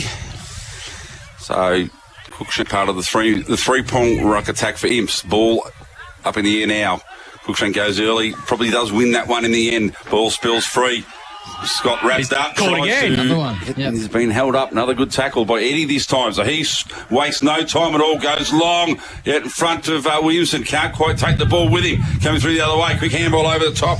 Ends up with O'Shaughnessy. He's got time. Great handball across to Wisby. Wisby went to handball it. Changed. Went on the left foot. Drove it long. But nobody home except for a Barrow. He's been good. He has been. Yeah. So Barrow for Alvie. Half back, goes in short, players raffled off. Carmody gets it, handballs it over the top. Young back on the ground, which is good to see. And Carmody fighting for it again. Ball has hit legs and has rolled back in. We'll get a ball up.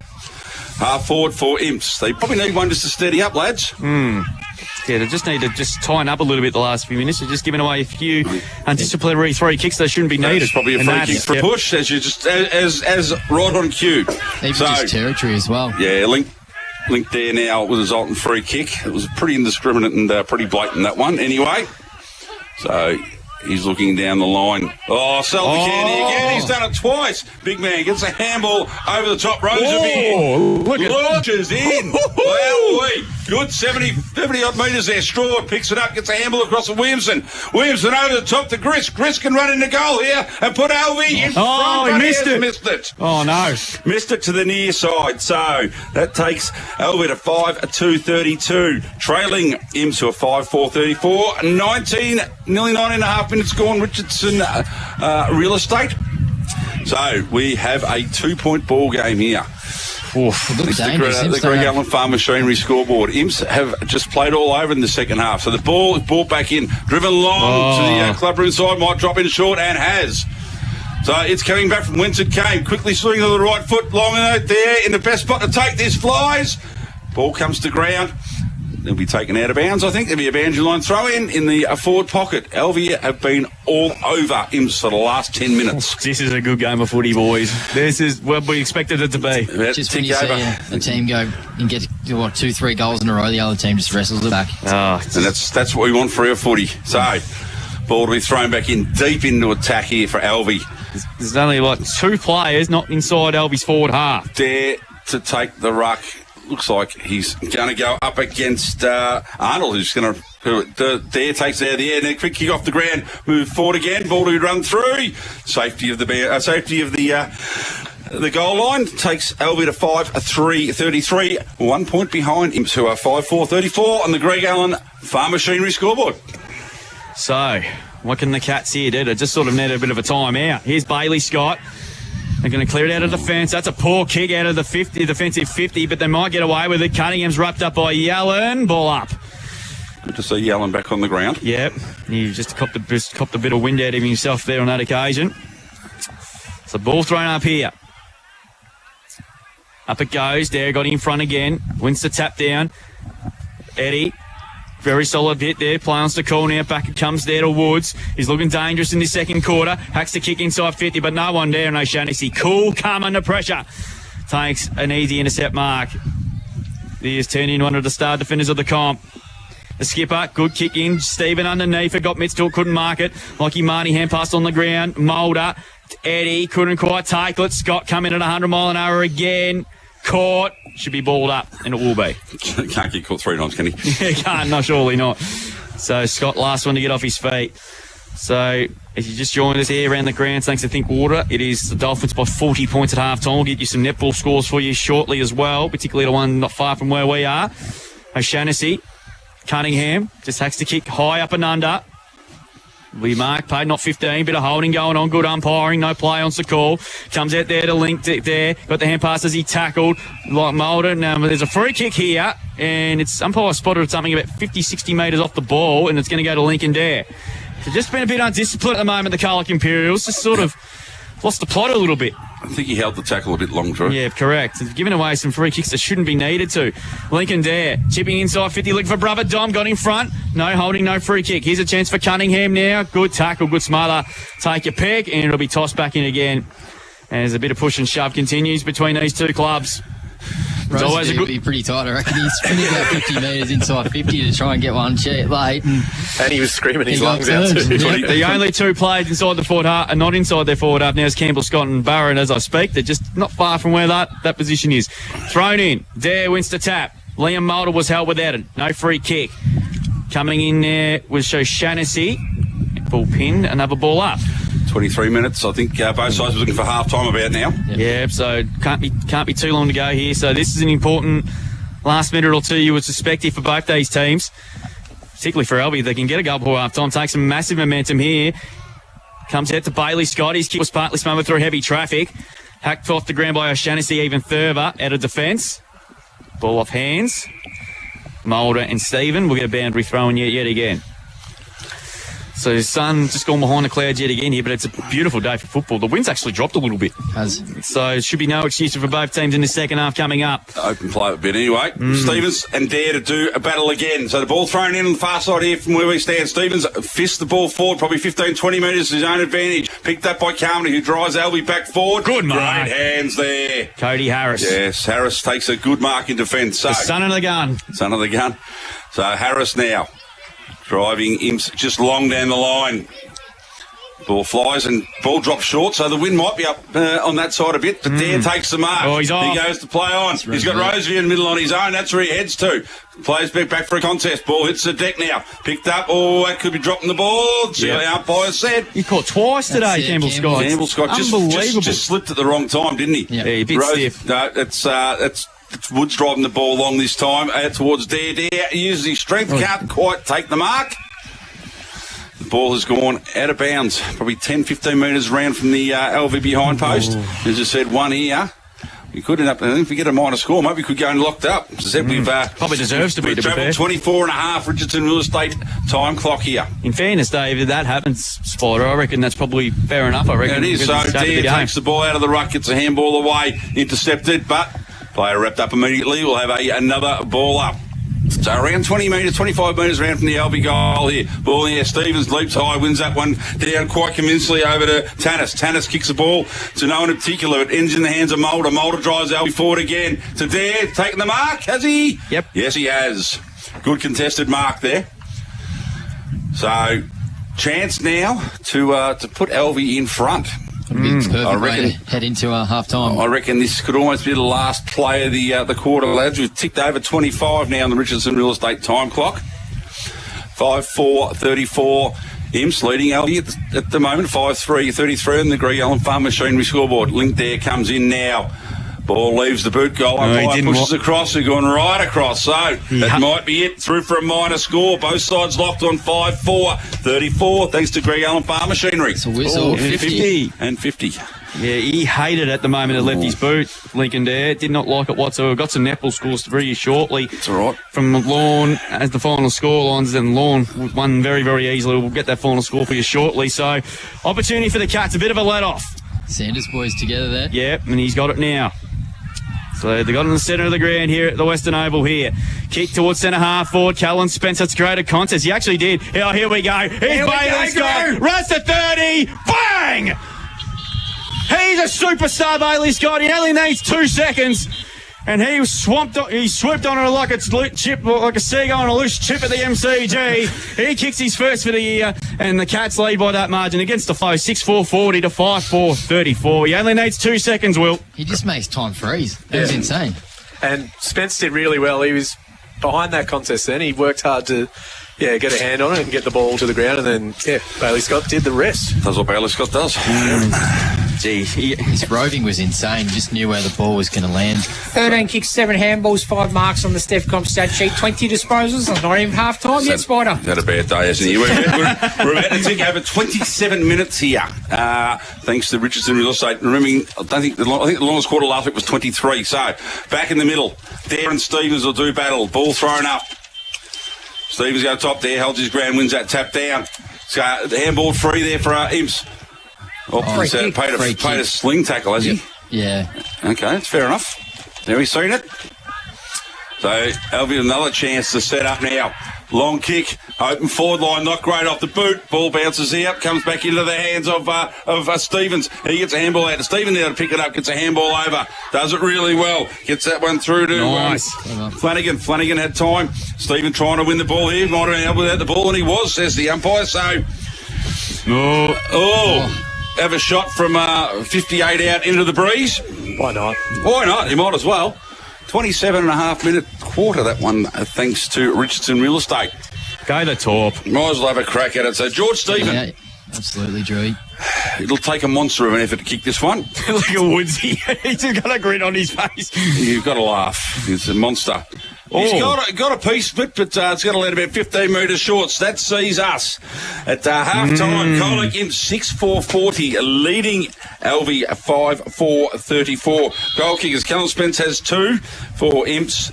Brodie Stevens 1, Liam Cunningham 1, Bailey Scott 1, Flynn Wisby has 1 as well. And for Alvie, we have Sam Marnie with 1, Luke Moralia, Aidan Yellen, Dom Dare, and 1 to Charlie Grist. Yeah, to go around the grounds and around the courts before we take a break. Yes. The game's just finished there at Stribbling Reserve in the Agro Netball. Thanks to, I'm just trying to read who that. We'll come back to that nonetheless. Netball sponsor, Theodore Podiatry. Theodore Podiatry, thank you. Lawn 65 defeated Apollo Bay 24, so the Dolphins are up and running. We'll go over and get a score from over there very shortly.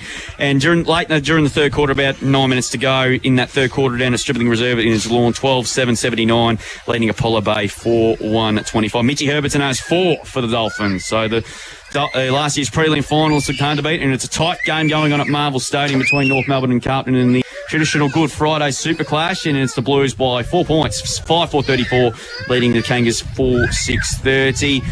Pitnet has 2 goals for the Blues, and of course no Tristan Sherry for the Kangas for the next 3 weeks for that indiscretion he did against the Bombers last week. We'll take a break here on CDFNL Live. This game is evenly poised, as we mentioned, 6-4-40 to Colac Imperials, LV 5-4-34. Back with a halftime wrap here from the Western Oval on this Good Friday. After this, here on Mix FM. Stay tuned. On Mix FM, this is CDFNL Live.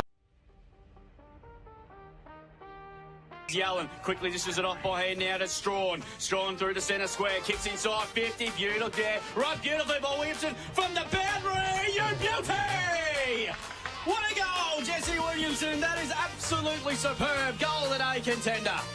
Go, and he's unloads it to about 30 out. And the front of the hole there with Dare. Right to beautiful while Williamson. Right to beautifully. And kicked an absolute ripper. Goal of the day. Drives Irrewarra back forward. Players about to fly. Ball come. Oh, that's Mark. He's outside out here looking for Bacon. Bacon, but Levi there. I think they're coming. Here we go. 70 metres up towards the wing position there. 2 against 1 and pretty much uncontested in the end. Lincoln Dairy start this game okay. Over the top. Ball spills free. Out the back is Marnie. Marnie picks more. Handballs over the top to Williamson, who we know like to kick snag, and away he goes. At Alvie down -1 for the day. Good cut off nicely by Middleton. Okay, here's a chance. Morrissey, he clearly threw that anyway. Morrissey has a shot for goal and he's kicked it. That's a great kick. Good picker. Williams with the ball now in hand. Drives the ball long towards the goal square. But the ball bounced away. Picked up there by Chris Patch. To mark the footy, but he made a contest at least anyway. Pregame on out, pushed out of it nicely by Middleton. Middleton had kicked towards the goals. It's an open goal and bounces through. Out of nowhere. Can feel stressful. Lou and Cam here from Colac Collision Centre. We're here to help you every step of the way. We'll talk you through the booking process and any insurance queries. Once it's time to bring in your vehicle, the crew and I will make sure to look after it in the workshop. We offer fast, reliable and quality work every time. We care about your car as much as you do. Colac Collision Centre, Hugh Murray Drive, Colac East. Our legendary tradie on Mix FM. Rustle up a solution for critter troubles with Catchar Brothers Pest Control. The trusty team rides in armed with pest-busting lassos and good old-fashioned grit. Say adios to pesky varmints and reclaim your slice of paradise. JacobBrosPestControl.com.au. At Minerva Foods Colac, it's the people that make all the difference. From the knife hands on the floor to the packers and stackers, plus the maintenance crew who keep everything running like clockwork. This is where world-class lamb begins. Not in a boardroom, but on the floor. To our people, thank you. You don't just make product, you make Minerva Foods. Together, we are proud to be part of the largest workforce in the district. And we're always looking for great people to join our team. If you're ready to be part of something bigger or ready to start a career with Minerva Foods, email recruitment-au@minervafoods.com. Minerva Foods Colac, proud of our people. With the footy and netball season here, the Colac RSL is your spot for post-game catch-ups. Grab a cold drink, enjoy delicious food and celebrate and commiserate with mates. If you're cheering from the sidelines or playing on the court or field, wind down at the Colac RSL. Hi, it's Chris from the Colac Osteopathic Clinic. We have been servicing the local community for over 20 years. We provide care for the whole family, from kids to seniors. Do you have a sports injury? All our staff are well skilled at treating any problem you may have. We currently provide service to many local clubs on injury prevention, management and rehabilitation. If you have anything from a slight niggle to a recent joint surgery and want to optimise your outcome, look us up online or on Facebook. Colac Osteopathic Clinic, helping you to live a better life.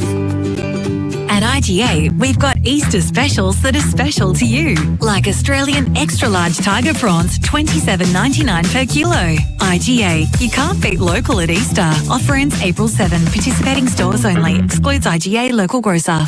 Powered by KFC Colac, Sports Power Colac and Minerva Foods. This is CDFNL Live. And we are back here at the Western Oval. What an absolute cracking game we have on our hands here. Currently, thanks to Greg Allen Farm Machinery, we see Imps, the home side, 6-4-40, leading last year's premiers, Alvie, who are 5-4-34. Game has had ebbs and flows. Sides have dominated for small patches. Then the other side steps up and takes over, which you expect from the two best sides in the comp last year, Drewy. 100%. Spider, we expected this game to be good, and it's turned out to be pretty good for a half of footy anyway, and hopefully the second half is twice the score. I've been over the netball during the break, thanks to Theatre Bodiatry. It's a good game over there. Imps 35, lead Alvie 32. That's at three-quarter time, so that game's still pretty much in the balance. So last year's rating premiers there being challenged by the Swans, but you probably expect nothing less from the Swans at the moment. But it's a good game going on there as well. We'll go around the grounds and around the courts. Down it's going on down at Lawn shortly. Got the around the grounds in the Ballarine, mate, if you want to jump on those. Sure. Anglesey 13-9-87, leading Ocean Grove 7-4-46. Ammo's John Amateur 14-10-94, leading Mottawari 8-4-52. Drewy, have you got some? AJ, have you got some stats for us, please? Yes, mate, I do, for the mate. first half. Stevcom stats. Looking at the Alvie sheet, 18 free kicks to half time, 9 to Colac Imperials. Number of free kicks late in that second term, Spider. Looking at the hit-outs, Brody Stevens, 6 hit-outs for Imperials, 1 apiece to Liam Cruikshank and Cullen Splint. So on Alvie's side of things, 23 hit-outs to half-time for Big Link there.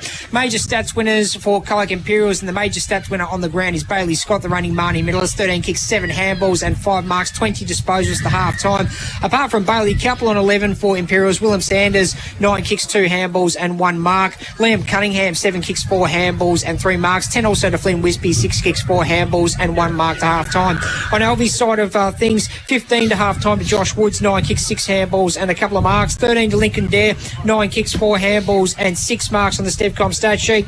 11 to Lockie Mulder, 6 kicks, 5 handballs and 3 marks to half-time. 10 also to Lockie Rosevier, 7 kicks, 3 handballs and no marks. And so those are the leading stats winners to half-time. That's the Stevcom boys. Thank you, AJ. Closing in on three-quarter time at Stribling Reserve and his Lawn pretty much now taking control now. They're 13-10-88, leading Apollo Bay 4-1-25. Mitchy Herberton has a bag, so he's got 5. And in the Agro Netball, as I mentioned earlier before the break, it was Lawn very easily over Apollo Bay 65-24. In the Handman League, that's early in the last quarter at the Friendly Societies Park between South Warrnambool and Koroit. And that game's going to go right down to the wire too. 5-minute mark of the last term there.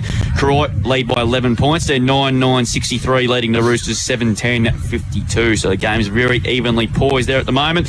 And in the AFL, tight game going on under the lid at Marvel Stadium. It's goal for goal basically at the moment. Carlton lead by 4 points, 6-4-40, leading the Kangaroos 5-6-36. That's the 23.5-minute mark of the second quarter. Colby McKercher is the leading possessor on the ground for the Roos. He's on 19. Caleb Daniel 14, Sheasel 13. Well, Sam Walsh has 12 possessions, Stuart Stewart 11, and Nick Newman in for his first game for the year after a suspension that occurred in a practice match in the VFL a month or so ago. He has 10 and kicked a goal as well. Kemp also has a couple, and along with Pitnet and all singles to the Kangaroos. In the VFL, good for those interested, Tasmania looked like to go 3-0 to start there. Tenure as a football club, they're up by 51 points at three-quarter time against Frankston. They'll let you know that they're undefeated, won't they, Drew? Oh, absolutely. They are up and about. Lucky there's an ocean between us and them. Will, what are your thoughts, mate? The first half, mate? It was a really solid game from first half from both sides, honestly. I think Imps were on top early and they were able to sort of continue that momentum, and then to Alvie's credit in that second quarter when they had the wind, they took their opportunities going inside 50, and I reckon they would have had quite a few marks inside 50, and it sort of shocked the Imperials. Once they forced a few turnovers, they didn't really know what to do with it. They were forced to go long down line, and if they didn't have much representation, and obviously we saw the Scots boys both get pinned on the ball, which is unbelievable. Yeah, you don't see that very often. Well, it took a bit of Bailey Scott magic, I suppose, to wrest momentum back. And that's what he can do. That's what he can do. That's it. Well, he needs a bit of help then, doesn't he? You know, can't have one bloke. We see he got pinned twice this quarter, as did his brother, and you say it doesn't happen often. Well, obviously going to pay a bit of attention to him. I think AJ, he's had 20 odd stats at half time. Yep. That's a bit of close checking. On the other side, I think we spoke about Glenn Strawn. I haven't cited him. No, Liam Cunningham's got the job on him. I reckon Cunningham's got the points. I'll give you his Stevcom stats, boys. Glenn Strawn, 2 kicks, 3 handballs, 1 mark, 5 disposals at half time. And Liam Cunningham, what about him? Yeah, good half from him. 7 kicks, 4 handballs and 3 marks. And a goal. Disposals. And he kicked the goal in the start of the second quarter that really got them up and going. So we saw Carl Widgecombe coming on pre-game, and he seeked a big year for him, and he started off like that as well. Had a great pre-season, apparently. Yeah, it's good to see too. Like, you want to see these players develop and stepping up. We saw Ozzy Arnold the last couple of years turn into a very good player. Brody Stevens has turned himself into a very good player. Probably could have 2 in that second quarter. Just expect him to just keep chipping away and keep pointing himself. This is a big first 10-15 minutes of this third quarter because found the post from 10 metres out. That's a tough angle. Tough angle. But no, it's going to be very interesting in this first 10 minutes of this third quarter because the Imps have got kicking with a slight breeze in this third quarter because they didn't make use of it, and their ball delivery inside 50 was pretty torrid at times. So they just need to hit that link-up kick, and once they hit through going inside 450, they look really, really good. Yep, definitely. I think we also touched on pre-game about the ruck battle and Lincoln Dare if he was, going to have support, but at the moment, I think he's on top. He's just wheeling the ball forward, and Cruikshank's turned it over a couple of times already. I think representation and territory at the moment is going the way of Alvie, and especially going against the wind here. If Dare can just fist the ball forward, it will make a difference. I think when Stevens goes in, it's a bit of a change because he's more mobile. Yes. Yep. And I think, as long as he doesn't jump too early, that's probably where Dare's probably kept the ascendancy because Stevens tends to jump a little bit early at times and just gives him a free hit to where he wants to put it. So have we got the ruck stats there? Yep, so 23 hit-outs to half-time for Lincoln Dare Spider, 6 to Brody Stevens, 1 apiece to Liam Cruikshank and Cullen Spence. So Cruikshank did quite a bit of ruck work in that first term, but it was more Stevens in that second term, Spider. Yeah, indeed at all. We'll take a break here on CDFNL Live, back with this big second half coming up here. We still don't know who's going to win. It's pretty much even money, teacher 2. It's going to be a ripping third quarter here on this Good Friday. It's the Cats by 6 points, 6-4-40 to the Swans 5-4-34. Back with the third term here on Mix FM after this break. On Mix FM, this is CDFNL Live. G'day, it's Chris from Westvic Garage Doors. We install sectional doors, roller doors and shutters. Ask about our smartphone control kits for remote access. And remember, annual servicing ensures warranty and safety. Westvic Garage Doors, the Mix FM Business of the Month. Every minute of every day, a child is admitted to hospital. Help make it a happier place with a $30 donation to the Starlight Foundation every month. Donate today at starlight.org.au. For welding you can trust and steel work built to last, call Leslie Maintenance and Pipe Fitting in Colac. Pipelines, structural steel on-site installs. Built strong, built local. See Trev and the team at 74 Bruce Street, Colac. Thirsty Camel here, and I've got some unseriously good Easter deals, like Hahn 3.5% 30 can block $54.99, Jack Daniels and Cola 4.8% 10-pack range $49.99, and Giants NV 750ml $29.99, doing the Giants dance. Who needs the Easter Bunny when you've got me? Camel on down and grab a bargain. Thirsty Camel. Why so serious? Pricing may vary in country areas. Offers end April 12. Drink responsibly. Even camels get thirsty. Because everybody is unique. Every Tempur mattress behaves uniquely too. Soft where you want it, firm where you need it. Tempur conforms to the shape of your body, not the other way round. The Tempur sale event is on now at Harvey Norman. Massive deals across the Tempur range with up to 55% off Tempur Ease, Breeze, Lux Breeze and ProLux Adapt mattresses. Receive a bonus Tempur Manchester set valued at $699 with selected models. Harvey Norman, your local mattress experts. Harvey Norman, Vaughan Ponds. Anyone can regas your car's aircon, but that doesn't fix the real problem. Ants Auto Electrics go deeper. Full diagnostics, leak testing, proper repairs done by qualified auto electricians. Get cold air all day long. Ants Auto Electrics, Colac West. Sometimes I struggle to sleep because it's like the constant pressure really, it does play on your mind, especially being in year 12. Like it's huge. You don't want to sleep because you're thinking about all the things you need to do. I feel my heart race, feel my palms get really sweaty. It's overpowering within your body. If you're 12 to 25 and need support, we're here. Headspace Colac, 15 to 17 Hart Street. McDonald's Colac, open 24 hours a day, 7 days a week, 365 days a year. This Easter long weekend, head into Raycroft. Open Saturday from 9 till 12:30. Closed Friday and Monday. While you're there, grab yourself a rack special out the front. Raycroft, Murray Street, Colac.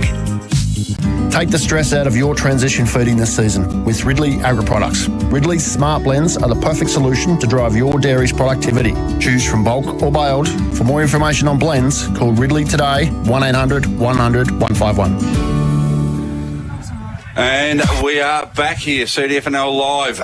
Grand final replay from last year. We have an absolute... This is CDFNL Live. Absolute cracker. One goal in it. Drewy, here we go. Second half, fire away. So here we go. So we've got a good game in the netball. There was a couple of goals in it, three-quarter time. I'll go get a score again shortly. So we're underway in the second half here. It's a kick the difference between these two sides and expect nothing less because they played some rippers last year and this one's no exception. Free kick in the back is going to go against Cunningham and it's going to go to Sam Marnie. Dishes off by hand to Woods. Hospital hand pass I've ever seen one. Sets up Moralia, turnover. Cunningham through traffic, really good there. Kicks to centre half forward, beautiful kick. Stephen dropped what he should have taken. Goes up, loads a heavy tackle, but goes in after it again. Picked up there by Lockie Mulder. Playing a bit more in defence today, which is unusual. His kick though wasn't so great. And Ozzy Arnold takes the mark, playing a bit more loose men in defence today. Goes out wide and finds a further forward in Willem Sanders. He's going to go into the corridor. Nice kick to Cunningham. He's been good today. Kicked the goal in the second quarter, and he kicks up towards the 50 there. Price at the back, good kick. Oh, dropped what he should have taken. Mops up very quickly yet again. Hand pass back to Wisby. Hand pass back to Price. Hand pass is there to Tannis. 40 out on the left, right. Goes for goal and put it through for the first goal of the second half to the Colac Imperials.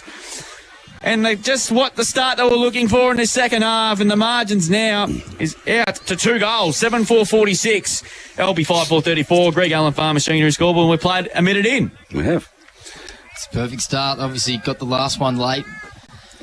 And with Scott and they obviously wanted to continue the trend in this third quarter. Again, Cunningham big in that piece of play, Will. Yeah, definitely. He's been instrumental. He's been outstanding. Stephen's starting forward. So... Yeah, it looks like Strawn's going forward. Strawn's going forward, not Stevens going forward. Anyway, back in the middle. Probably the ideal start for Imps here. So Dare and Stevens to do battle. Ball goes up now. Dare wins that one down over the back. No one in particular. Cunningham gets a hand in it. Can't quite take away with it though. Alvie blokes fighting each other. Dare ends up with the ball. Umpire says, I'll have it. Adjacent to the centre circle. We'll do it all again. It's changed in the forward setup here for the Colac Imperials. Ball goes down. Stevens throws on the boot quickly. It's Stephen in front. Just tapped out at his own advantage and couldn't quite go away with it. Mulder dials on top of it. Could have been taken high in the tackle. The umpire said no. So 45 out from Imp's goal. Fierce contest the first 2.5 minutes here thanks to Richardson Real Estate. Ball to be put up in the air now. So Dare just goes up. Well, could have been impeded there. The umpire said no. Kick off the ground, smothered by Roosevelt. Ball goes through. Good use of the body, protecting the ball here. Can't quite get it out. Won't put the umpire on there. So he said on the ball. I don't know if he dragged it in, but he took him on, I think. Insufficient attempt probably to get it out. So anyway, played on quickly here by Alvie. Kicked it out wide. Good hands. Good hands here taken by Woods. He was very good in the first half. Has time, just chips the ball back in the middle. So no ground really gained. So Barrow swings out left boot, goes out wide to Eddie. Eddie takes a safe chest mark. So still inside defensive 50, plays on. It gets around on the right foot. Beautiful kick here to Mulder. Mulder's got a bit of time. He's sizing up his options now. Goes long down in front of the club rooms there. Nice looking kick. Ball punched away. Umpire said no. Interfered with. So Alvie to the big chance to build into this breeze. Come back into Mulder. No one manning him up, mate. No one going with him. He can go wide of the woods if he wants, but chooses not to. Looking long down the line. Chips it high up and under here. Sets Gris to task. He's up to it. Takes the mark, centre half forward. Now, decide to go along. Look at this, finding space beautifully. Moralia. Here you go, Drew. He said he hasn't kicked a goal. There's a chance to kick his second. He was by himself for about 15 minutes. And he's decided to go in, sure. No one was within 50 metres of him. So Cass now has the chance to draw first blood for Alvie in the third quarter. So currently a 2-goal margin. Build up, as you're right. A bit of loose checking there by the Imps. He's not going to kick it. He did in the end. So Ben Cass found his way back into it last week. 35 out, kicking into a slight breeze here. Deliberate approach, kicks the ball. So he's hooked it to the left, through for a minor score. So takes Alvie to 5-5-35. Trailing, I've just put that on side. Trailing Imps, who are 7-4. Yeah, good man. 46. So ball better be brought back in here. Coming out wide, looking for Whedon. Is he going to get there? Good stretch at the end. Takes the mark in front of Grist. Chips it over the top there. Nice looking kick. Finds Sanders. Sanders now plays on. Not a great kick off the boot, but in front, gets a hand to it. Keeps it in play. Is Scott? New boundary throw. So we'll have a boundary line throw in. We've travelled 5 minutes there thanks to Richardson Real Estate. Yeah, so it's 11-point margin here in favour of the Colac Imperials. We haven't lost at home since round 3 last year against Irrewarra, nearly a year ago to the day. Thrown in Stevens, good use of the body against Dinley-Kindan, just slammed on the boot to half forward. Schroeder there got mitts, and was he interfered with? Not according to the umpire, probably a bit unlucky. Here's a chance now for the Cats to mop up here. Schroeder, well done. Good pick up by Wisby. He fires a goal and puts it through for his second. Goal today, contender, and the Cats skip away. It's a classy goal. It was indeed. It was impressive. Got to take those half chances, and he picked it up and slotted it. Flynn Wisby kicks his second goal, and like they did in the second quarter, to just get a little bit of a buffer here, and they go to 8-4-52 on the Greg Allen Farm Machinery scoreboard. They'll be 5-5-35. 6 minutes played in this third term on the Richardson's Real Estate time clock. Will? Sorry. That's all right, mate. We saw Sanders, obviously, he might have turned the ball over there, but they still had an emphasis to get the ball forward and cause some issues for the Alvie defence. Just kept moving it forward, didn't they, mate? Just do whatever it took, just get it moving forward. Anyway, back in the middle here. Stevens versus Dare. Stevens has been good since he's gone in the middle here. Up he goes, wins that one down, but Eddie sharks off pack, feeds a handball over the top, didn't quite have the legs on it to get to Woods, but mop up happened there. Over to Dare. Dare now almost true centre of the ground. Looking at his options, got Eddie to his left. Didn't see him coming from the side. And might be wrapped up. The umpire said he got a handball away, and I'll pay that as well. So picked up, handball out to Eddie. Eddie throws on the boot quick into Alvie's attacking zone, but Whedon just takes a mark, stands his ground, chips it out wide now. Ooh, could have been interfered with there. The umpire said no, Stephen can't quite pick it up. Ball spills free now. Take it out of bounds. It will be yes. Well, the boundary line thrown right in front of the Alvie coach's box. Got a final score in the Agro Netball Spider. It's just finished just a moment ago. Colac Imperials 46 defeated Alvie 43 in a good game of netball. Good game. Thanks to Theodore Podiatry there. So the ball thrown back in. There, almost uncontested. Couldn't quite get a hand on it. Marnie went without it. The ball coming through now. Kicked forward here, looking for Theodore. Couldn't quite take the mark there. Ball spills free again. Wrapped up in the tackle. Ball has come out. Somehow Marnie has knocked it forward. Then Mulder's done exactly the same thing. Players appealing there for deliberate, which I don't know why. No, neither do I, mate. maybe it's a forgotten rule that they just want ball back in. So anyway, true centre wing here. Clubroom side of the ground here at the Western Oval. Ball comes in there, just uses his strength, but only hits it as far as Scott. Scott gets a handball over the top to O'Shannessy. O'Shannessy go along, then another handball. Players run out of room again. We'll have another ball in.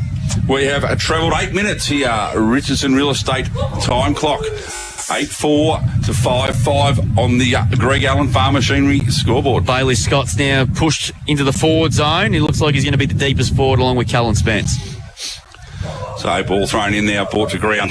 Could be a free kick paid out. The umpire has for a hold. And it's going to go to Stevens. Yep. So Brody Stevens now looking for Spence. Spence provides a great lead. Might drop short. No, goes over the back there.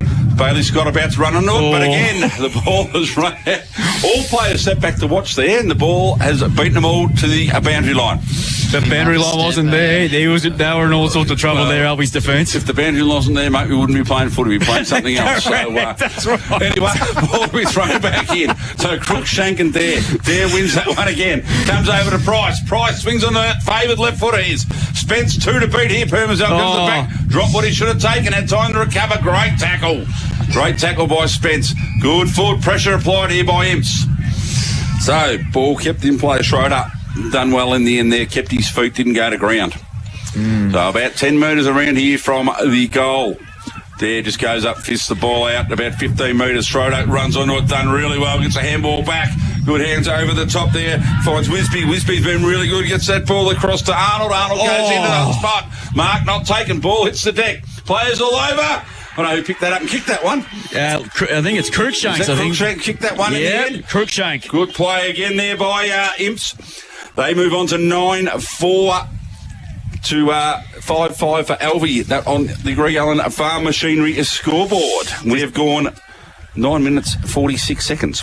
This is dangerous time now for Alvie now, Will. That's it. They're just on the ropes here. Imperials just seem to be getting the ball inside 50 at a massive amount of watts here, and it's, even some of the ball have been chaos balls that, haven't gone the way of the Alvie defence.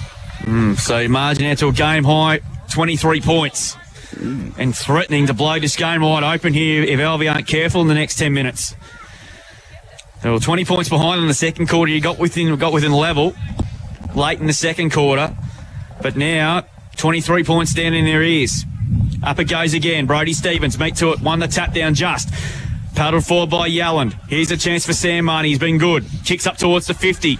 Underneath it on this occasion now, O'Shaughnessy with courage. Good mark. Underwater. It was. Class Harvester mark of the day. That was a great grab. He's kick inside 50 over the head of Grist. Tom Dare's kicked one, but it's barely been sided. Picks up the football. Did brilliantly. Got the hand pass just. Play on to call here. Dare over the top of the ball.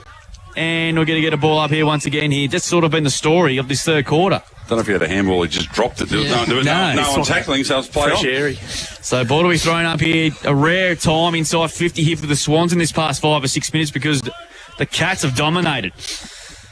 Straughns hasn't had an impact. Dom's kicked one, but barely hasn't been sided either. He was there in that contest. Mulder got the hand pass just. Grist has been impressive. Good handball there, underwater, on the snap from 40. Williamson back there. O'Shaughnessy kick was smothered off the boot. Hand pass to O'Donnell. O'Donnell's hand pass is okay for Campbell. Scott, he better be quick. He's caught. Should be gone. No, got rid of it just in the nick of time. O'Donnell puts his head over. Lincoln Dare and Campbell Scott had it behind play. Good tackle holding the ball. The Cats are just doing everything right at the moment, defensively and attack. Free kick to be taken here. It's Sanders kicks long over here. Comes Bailey. This is Bailey Scott. He was out with up the jumper. Gee, lucky not to get 50. Very lucky. So Bailey Scott kicked a great goal just before halftime to get some momentum going for the Imperials. That's a beautiful spearing kick. That is a bullet. And the mark being taken there by Judd Flanagan. Gives us back to his coach and Bailey Scott. He ran hard. Kicks inside 50. That's a beautiful kick to Wisby. Marks at 40 metres out. He quickly dishes it off. Kicks to the top of the goal square. Price, one out. Good defensive work again by Burrow. Price had a fresh air shot. He didn't connect. Burrow did really, really well under all sorts of duress. Spence, to sort of dispossessed in the tackle. Should have been dropping the footy. Umpire said play on. Underneath it, Wisby. Ball pin, we get a ball up there. Lucky for Alvie that Oscar Burrow's down there because that would have been in all sorts. Definitely. So ball to be thrown up again. The Cats threatening to break this game open. Lincoln Dare used to body illegally according to the umpire. And a free kick to be taken here. It's going to go to Crookshank, who kicked the goal a couple of minutes ago. And he has an opportunity for his second in about 3 minutes, almost directly in front from 20. And just to put the margin now to a dangerous 29 points. That's it. Cats' pressure has been immense, and the Swans just can't match it currently. One of the off-season recruits from Anglesey in the BFL. Brought in as another tall. And this for his second in a couple of minutes. And he has missed it just. One behind. Wasn't pretty off the boot. No. 24 points is the lead now. He's got 1 goal, 1. Crookshank. So to go to 9-5-59 on the Greg Allen Farm Machinery scoreboard. The Swans are on the ropes at the moment. They're 5-5-35. Alvie need to find a way to get some territory here, Drewy. I think they do. Just 5-10 minutes. They just need a goal, I reckon, just to yeah. get some control back into this game. So it's going to be Lockie Roosevelt to take the kicking duties. Imps won the netball in the A grade by 3 goals. A ripping game of netball there. Lorne won the A grade netball by 41, and the home in the senior footy will get a score from there shortly as Roosevelt thumps it long. Griss is underneath on this occasion there. Good contest there from both clubs on this occasion. Permazel fires out a quick hand pass back to Carmody. He gets around one. I reckon he was lagged, I reckon. Yeah, no, holding the ball. Jeremy Spokes, good tackle, free kick. He pleads his case to the umpire to handball, but I don't think he did. So Spokes plays on. Pops it up there. Bailey's got one out. Oh, too good. It's just simply too good against Regan Monahan. He's 10 in from the boundary, 45 metres out. If anyone can kick it, it's this guy. 7 marks on the Stevcom stat sheet, Drew. He was out of position there and still managed to take that mark. Yeah, he just sort of got in front and somehow and held his ground. Never out of position. Regan Monahan really gets beaten one-on-one. And didn't do a lot wrong there either. So Bailey Scott, about 5 in from the boundary, 45 metres out. He's kicked a great goal before half-time. Unbelievable season last season. Comes in from 40, decides to chip it up for whatever reason. On this occasion, God, good mitts taught by somebody, and I couldn't quite bring down a really good mark. Could have only shot himself. Woods and Barrow thumps it over the line. We'll get a boundary throw in here. Alvie's defence tested like they've never been tested before. Under siege. Oh, I don't know what. I haven't seen Alvie under defence under this much pressure for a very long time. So boundary throw in here. Midway through his third term here, the Cats 4 goals up. And they're threatened to blow the game wide open. Lincoln Dare taps it down. Here's Bailey again. Snaps around the corner. Punched over the line by Regan Monahan through for a minor score. It's a handy point, that one. They go to 9-6-60. Alvie 5-5-35. The thing is about Alvie, they just don't look like scoring quick, really, don't they? So 15 and a half minutes gone, thanks to Richardson Real Estate. Roosevelt plays on, drives the ball long down the line, looking for Dare. Dare does well, picks up the orange. That could have been a throw. The umpire said, yes, it is. Went the one-handed handball. They've been consistent on that all day, haven't they? Yep, but that play on and kick did gain to half the ground. Oh, another mark drop should have been taken there. Quick handball over the top, coming through the other way. Woods wrapped up in the tackle. That was Williamson, who's down back now. And the umpire's pinned in now. We're just giving him a wrap, and I don't anyway. Might not have been there, that one. That's okay. Austin Arnold with the free kick. No, it's Oliver Sanders. Oliver Sanders, by the look of it. I thought Arnold's shaping up to take it, as you would if there's a shot for goal. So if you kick him just outside 50, take his best effort, so he just pops the ball up long in the Scott direction, who again has 2 to beat. Ball fisted over the line now. 16 and a half gone. The intensity of this quarter has lifted, Will. Absolutely. Around the grounds, thanks to Think Order then at Stribling Reserve, the Dolphins 15-13-103, leading Apollo Bay 6-2-38. So ball to be thrown back in, deep into Alvie's attack there. In front, Cruikshank tries to jump over back there does well to bring it to ground. Now we've got players all around this one. Quick kick out of the pack there by Eddie. Only goes as far as Price, who's wrapped up in a tackle straight away.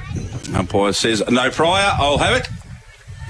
So 40 metres out now from the Imps goal. Done all the attacking this quarter. Cruikshank wins that tap to himself, then tries to burst through, kicks, and has let himself down. That's why big fella should handball and not kick. Anyway, great tackle there by Eddie. He's starting to get involved in this quarter, Cruikshank. He's got the pace of the game now. So Carmody on his own in the middle, he completely ignores that and goes out the pack on the other side and turns it over. So this is Arnold. Arnold now drives forward in the Spence direction. Can he get there? He can. Ball comes to ground. Good fist away by Roosevelt. We'll have a boundary line throw in. He wasn't going to mark that ball, Cullen Spence, but that's what he's done a couple of times this quarter. He wasn't going to mark it, but he just creates a contest and brings the ball to ground. That's what they need to do. And they've got to watch him, so... Yeah. And that was probably the thing with Scott going forward for that little spell early. Takes one defender out. So the ball thrown in now. There in front. Cruikshank, could have given away a free kick. Yep. And for consistency, it was certainly there. Yep. So advantage has been paid. Ball comes over to Mulder. Dangerous little kick, but it worked out well. Coming out wide here. The lovely ball that went play with. That could have been almost too high on Marty. Wow. The umpire didn't pay it. Carmody has the ball. Centres it again. Not a great kick. Permsell did well. Dived on top, and Esgidor does so. Carmody picks the ball up again. Drives it long in hope. Ball brought the ground. Players diving on. That's a great hip and shoulder. And he's hurt too. That has really hurt Tannis, that one. Shoulder, I reckon. That is, that's a kinfolk chiropractic update. And now he's got a bit of cramp on that. Insult to injury. He's very sore. That is a cracking hip and shoulder. So hopefully he's all right because he's tough as teeth, Campbell Tanner. Team of the year last year as well. Looks like the shoulder. So that's a big blow. Stevens and Dare look like they're going to do battle. Ball goes into the air now. So Stevens does win that one down to Scott. Scott dispossessed straight away. Ball comes free from the pack. Quick kick on the boot to in the grist direction. He left it for a teammate. Quick handball over the top. Wrapped up the tackles. Carmody. Good tackle there. Play on. Good decision by the umpire. Looks like we've got a knee on ankle too now. Campbell Scott. Campbell Scott's gone down. So picked up by his brother Bailey. Play moves forward. Great look again in front of Crookshank. Just pushed under the ball very, very well there by Marnie. Ankle there. Picked up now. Onto the right boot. Flanagan couldn't quite get away with it. The umpire has paid. Dropping the ball. We got a couple here. So Scott back to his feet for Kinfolk Chiropractic. He's limping off the ground, but at least he's up and moving. So play quickly transferred out the other side of the ground there. Mark taken by Monaghan. Monaghan swings on his left boot. Got players in the middle looking for Strawn, who has been. He's going to win the footy. Today. So as Campbell Scott's trying to go up the ground, he's gone to 1-2. There's nothing wrong there. Onto that sore right foot goes long. Spence on one-on-one here. And out pointed by Roosevelt. The ball has been rushed. Player of the year if you kick that. No, that would have been the play of the day, play of the year, play of the century. About to tick over 20 minutes thanks to Richardson Real Estate. He's fine. And good news, he's still staying out there. Yeah. It's just maybe his boot just come off. Maybe he just copped a bit of a stinger. Ball kicked long and Lincoln Dares marked it. Imps won the A-grade netball here a short time ago in a ripping contest by 3 goals. So the reigning Prem is up and running in 26. Lincoln Dare was dealt with after he got rid of the kick. He didn't need to do it, but Williamson marked the ball anyway, so he's going to give it off here. So this is the break the Swans were looking for here. Strawn has been quiet. Kicked inside 50, that's okay. And Griss has marked it. A rare shot for goal for this quarter, at least anyway, for Charlie Grist and the Swans. This to put the margin back to 20 points. It's a massive freebie there, Drewy. Didn't need to do it. Imps have been well represented behind the ball, and Alvie haven't been able to get it out of their back half. Alvie need to take advantage and kick. Yeah, they need this goal. He desperately needs to kick this one, Charlie Grish. He's kicked one today. He's been very good in his first game for his new club. Former Irrewarra-Beeac star junior, multiple season of 50-plus goals. Comes around for his second, pops it high. It's swinging back, but not enough. And through for a more on a score. So they go on to 5-6-36 on the Greg Allen Farm Machinery scoreboard. Imps are 9-7-61 as we close in on three-quarter times. They've just added 2 points from the half-time score. Well, the Imperials have added 3 goals, 3, after there was a 6-point gap at half-time. And the margin's now 25. Ball kick long. Great kick looking for Wisby. Well done underwater there. Brought the ball to ground. Turnover here. He goes up towards 60. Dom Dare's got one-on-one everywhere. Overrun the footy that time as O'Donnell. Griss comes to meet it. Cass runs it. Did well through traffic. Has a flying snap. It's close. It's good, I think. It's a goal. Much needed goal for Alvie. Cass kicks a goal. And the Swans get their first of the second half completely against the flow of play. And they go on to 6-6-42 on the Greg Allen Farm Machinery scoreboard. They get with him back to 19 points. Colac Imperials 9-7-61. And on the Richardson's Real Estate time clock spider, we're coming up 22 minutes played. Will. What a time to do it then. They've just managed to get a little bit of momentum back in the past 5 minutes, and can they continue it on here? And obviously, Drew, you mentioned earlier they need a goal and they've answered it. Yeah, that's a big goal. That's a good play from underwater. It was. He read the ball beautifully. It was a floating kick, and again, not awareness of what's happening around you, AJ, and didn't protect the ball. Anyway, Crookshank, who might cop a bit of a serve, I reckon, at three-quarter time for his indiscretion. I reckon Alvie need one more, just to give themselves a chance in this last quarter with the slight breeze kicking to in the last quarter. I think you're right, mate. So the ball thrown up in the air now. Dare and Crookshank. Dare wins that one down, but not a lot of conviction in it, but he does well. Follows up his own ball. Gets a handball over top. That's a great little tap by Monahan, but hasn't quite come. Wisby has been everywhere so far this quarter. Goes to Price. Onto the right. Has a shot. Oh, my God. Oh, my God. Had a look inside. Thought, nah, boys, I'm going to do it myself. Wowee. Jet Price with an absolute cracker. Kicks the 10th for Imps, who now move to 10-7, leading Alvie, who are 6-6. And we've gone 23 minutes on the Richardson Real Estate clock, thanks to Greg Allen Farm Machinery, the score. Just when you think Alvie can get this back on their terms. Wow. Okay, so you know what? That's definitely a West Sheds and Garrard's goal today. Contender that one, Drewy. Well done to Flynn Wisby too, because Alvie were going to get the ball. They're running into probably a scoring opportunity, and Flynn Wisby said, "No, I'm not going to have any of that." He has been very, very good. He's turned into a very good player in the last couple of years. All right, back in the middle again. Remember, the last quarter went over 27 minutes, so there's still time here. Ball to be thrown back up. Crookshank versus Dare again. Big boys go at Dare, wins that one down. But Shark here now going long is... was good mark. That's a great mark by Whedon, who's been very good in defence. He's talking about the back six, the young son. Great kick towards team, but Dare just chops across. They don't get any shorter as the day goes on. Plays on quickly, goes short to Monahan. Marnie, I'll just make up names again as I go. He goes over to Marnie again. Lucky to Sam. Yes. A bit of brotherly love there. So Sam Monahan now looking at his options. Chips it out towards Williamson. He takes it off the ball. She probably got a free kick there, but Sharked at the back. Goes long and nobody home at all except Alistair O'Donnell. He takes the mark, relieves, and that man Wisby again, who's an absolute jet of a quarter. He chips the ball over here to Sanders. So, Sanders now with a bit of time, looking long down the line here. Goes up here towards the Bailey Scott direction. Why wouldn't you? Couldn't quite take it, but Crookshank is there to lend support. Scott comes through again, does well, probably caught high. The umpire perfectly there.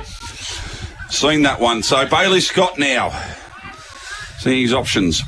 Probably went a bit early, the Fords, I would have thought there. And they decided to go. Scott plays on. Well, that right foot of his goes out wide, could be downfield, and the umpire, not in control, has paid that, and the correct call has been made.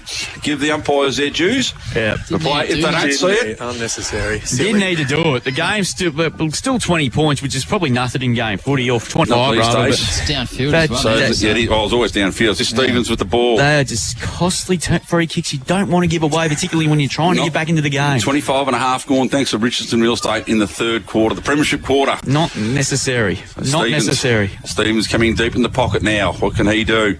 He just drills that one and unfortunately has missed to the near side. So 10-8, 68 now to Imps, leading Alvie, who are 6-6-36. Nearly 26 minutes ticked over, Drewy. So 26 points is the margin. And Roosevelt, with not a lot of time left in this third quarter, which has been dominated by last year's minor premiers. Oh, just a fingertipper there from Lockie Mulder. Play a bit more cross half back this afternoon. And he thumps it long. Underneath it there. Schroeder! Nice walk down of beauty. Ball kicked back inside 50 for the Cats has been cut off. And Permazel's got the footy. Permazel goes short. Dangerously to Burrow. Probably easily been one of their best today. Gives it back by hand to Roosevelt. Roosevelt's kick quick to centre wing there. Ball spills to the back. He balls comes out to Liam Mulder now. Caught, bang! But he got one high though. It was fair enough. Well, the crowd not happy with that decision. It was definitely the right call from Peter. He nearly had his head taken off. Right in front of him. And he goes long up towards the half-forward zone. Gris creates a contest. There's three-quarter time. A quarter dominated by the Colac Imperials, and they're in the box seat at the moment here. The lead is 26 points, which is a game high, was originally 27. Three-quarter time on this Good Friday blockbuster. The Colac Imperials turn for home, 10-8-68. Lead Alvie 6-6-42. We'll go around the grounds before we take a break. Down at Lawn, in the football that is. It is 18-16-124. The Dolphins lead the Hawks 7-2-44. The Dolphins and the Cats, the winners of the A-grade netball. And in the AFL, Carlton have skipped out to a 15-point lead over the Kangaroos. Ballerine, mate. Ammo's 20-12-132. Motorori 11-6-72. That's the final score. And Anglesea 15-11-101. Ocean Grove 9-5-59. We'll take a break here from the Western Oval on this Good Friday blockbuster. Back with the final term. After this, the Cats 10-8-68 lead the Swans 6-6-42. Back with the last quarter after this break. On Mix FM, this is CDFNL Live. Mix FM is dedicated to providing the Southwest with quality local news. Trail bike enthusiasts heading into the Otways are being urged to ride for tomorrow as part of a new seasonal safety campaign. Authorised officers are hitting the bush to educate riders on the importance of staying off illegal single trails, which can cause permanent damage to native wildlife habitats. Part of the Southwest's way of life. Mix FM. On the air, online and on the listener app. Harvey Nominista Super Deals. Get 10% in bonus gift cards when you spend $500 or more on selected products. Save $150 on Canon 1500 DSLR camera, now $698 plus 10% in gift cards. Save $400 on Google Pixel 10 Pro XL 256 gig, now $1,598 plus 10% in gift cards. Save $300 on Acer Nitro V gaming laptop, now $1,498 plus 10% in gift cards. Hurry, Harvey Nominista Super Deals ends Monday. Terms, conditions and exclusions apply. Gift card valid for 1 month. Your club delivers on the field. Thinkwater Colac delivers solutions, serving the Southwest for over 25 years. Irrigation and filtration systems, pumps and rainwater tanks, and your local experts in solar pump systems. At Thinkwater Colac, they do water well. With the footy and netball season here, the Colac RSL is your spot for post-game catch-ups. Grab a cold drink, enjoy delicious food, and celebrate and commiserate with mates. If you're cheering from the sidelines or playing on the court or field, wind down at the Colac RSL. Hi, it's Chris from the Colac Osteopathic Clinic. We've been servicing the community for over 20 years. We pride ourselves in helping our community to a better health. We don't just treat back pain or neck pain. Our team treats joint injuries from sprains to post-surgery, sporting injuries, arthritis, migraine, pregnancy pains and much more. Choose osteopathy to enhance your function, move more freely and feel less pain. Book online at colacosteopathic.com.au or via Yellen quickly dishes it off by hand now to Strawn. Strawn through the centre square, kicks inside 50. Beautiful there. Right, beautifully by Williamson from the boundary. You beauty! What a goal, Jesse Williamson. That is absolutely superb. Goal of the day contender. Go, and he's unloads it to about 30 out. And the front of the hole there was Dare. Right to beautiful while Williamson. Right to beautifully. And kicked an absolute ripper. Goal of the day. Drives Irrewarra back forward. Player's about to fly. Ball come. Oh, that that's boy, Mark. He's No. outside out here looking for Bacon. Bacon, but Levi there. I think you're there. Here we go. 70 metres up towards the wing position there. 2 against 1 and pretty much uncontested in the end. Lincoln Dairy start this game okay. Over the top, ball spills free out the back is Marnie. Marnie picks the ball, handballs over the top to Williamson, who we know like to kick snag, and away he goes. At Alvie down -1 for the day. Good cut off nicely by Middleton. Good, okay, here's a chance. Morrissey, he clearly threw that anyway. Morrissey has a shot for goal and he's kicked it. That's a great kick. Good picker. Williams with the ball now in hand. Drives the ball long towards the goal square. But the ball bounced away. Picked up there by Chris Patch. To mark the footy, but he made a contest at least anyway. Regan on out, pushed out of it nicely by Middleton. Middleton had kicked towards the goals. It's an open goal. It bounces through. Out of nowhere.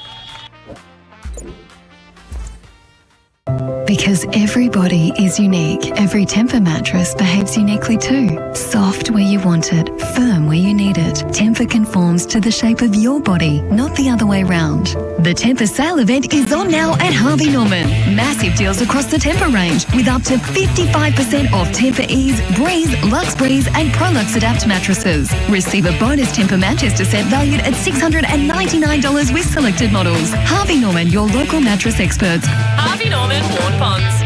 Powered by KFC Colac, Sports Power Colac and Minerva Foods. This is CDFNL Live. And we are back here at Western Oval. A very powerful third quarter here by Colac Imperials has seen them turn a 6-point halftime lead into a 32-point three-quarter time lead.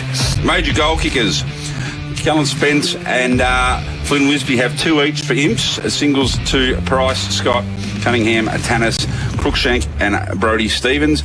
And all single goal kickers for Alvie, 1 to Sam Marnie, 1 to Luke Moralia, 1 to Yelland, Dom Dare and Charlie Grist has the other one as well. So all set for a big last quarter. We have some major stats, please.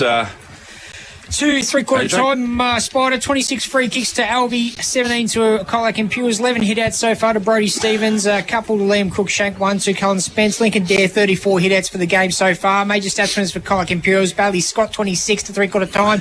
19 kicks, 7 handballs and 7 marks, 18 to Flynn Wisby. You mentioned him, Spider, a lot in that third term, 10 kicks, 8 handballs, 3 marks, 8 disposals in the third term. On Alvie's side of things, Lincoln Dare, 18 disposals for the game, 11 kicks, 7 handballs and 9 marks. Saw a mark watch for him. 22 for the game for Josh Woods, 13 kicks, 9 handballs and 3 marks. 18 also to Lockie Moulder, 12 kicks, 6 handballs and 7 marks. Those are the leading stats winners thanks to Steph boys.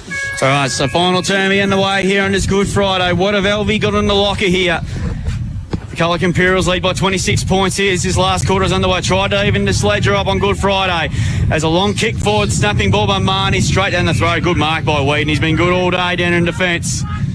He and Grist have had a good duel, actually, between those two. Good kick, finds Spokes. One of the great clubbing in the Colac Imperials footy netball club. Spears are looking for Spence. Good hands. In his first game back, he's up on centre wing. He's going to go long. It's a flighting sort of a pass, but it works. Cunningham worked it really well off the kick. He's been terrific today. He has been. And he'll go back.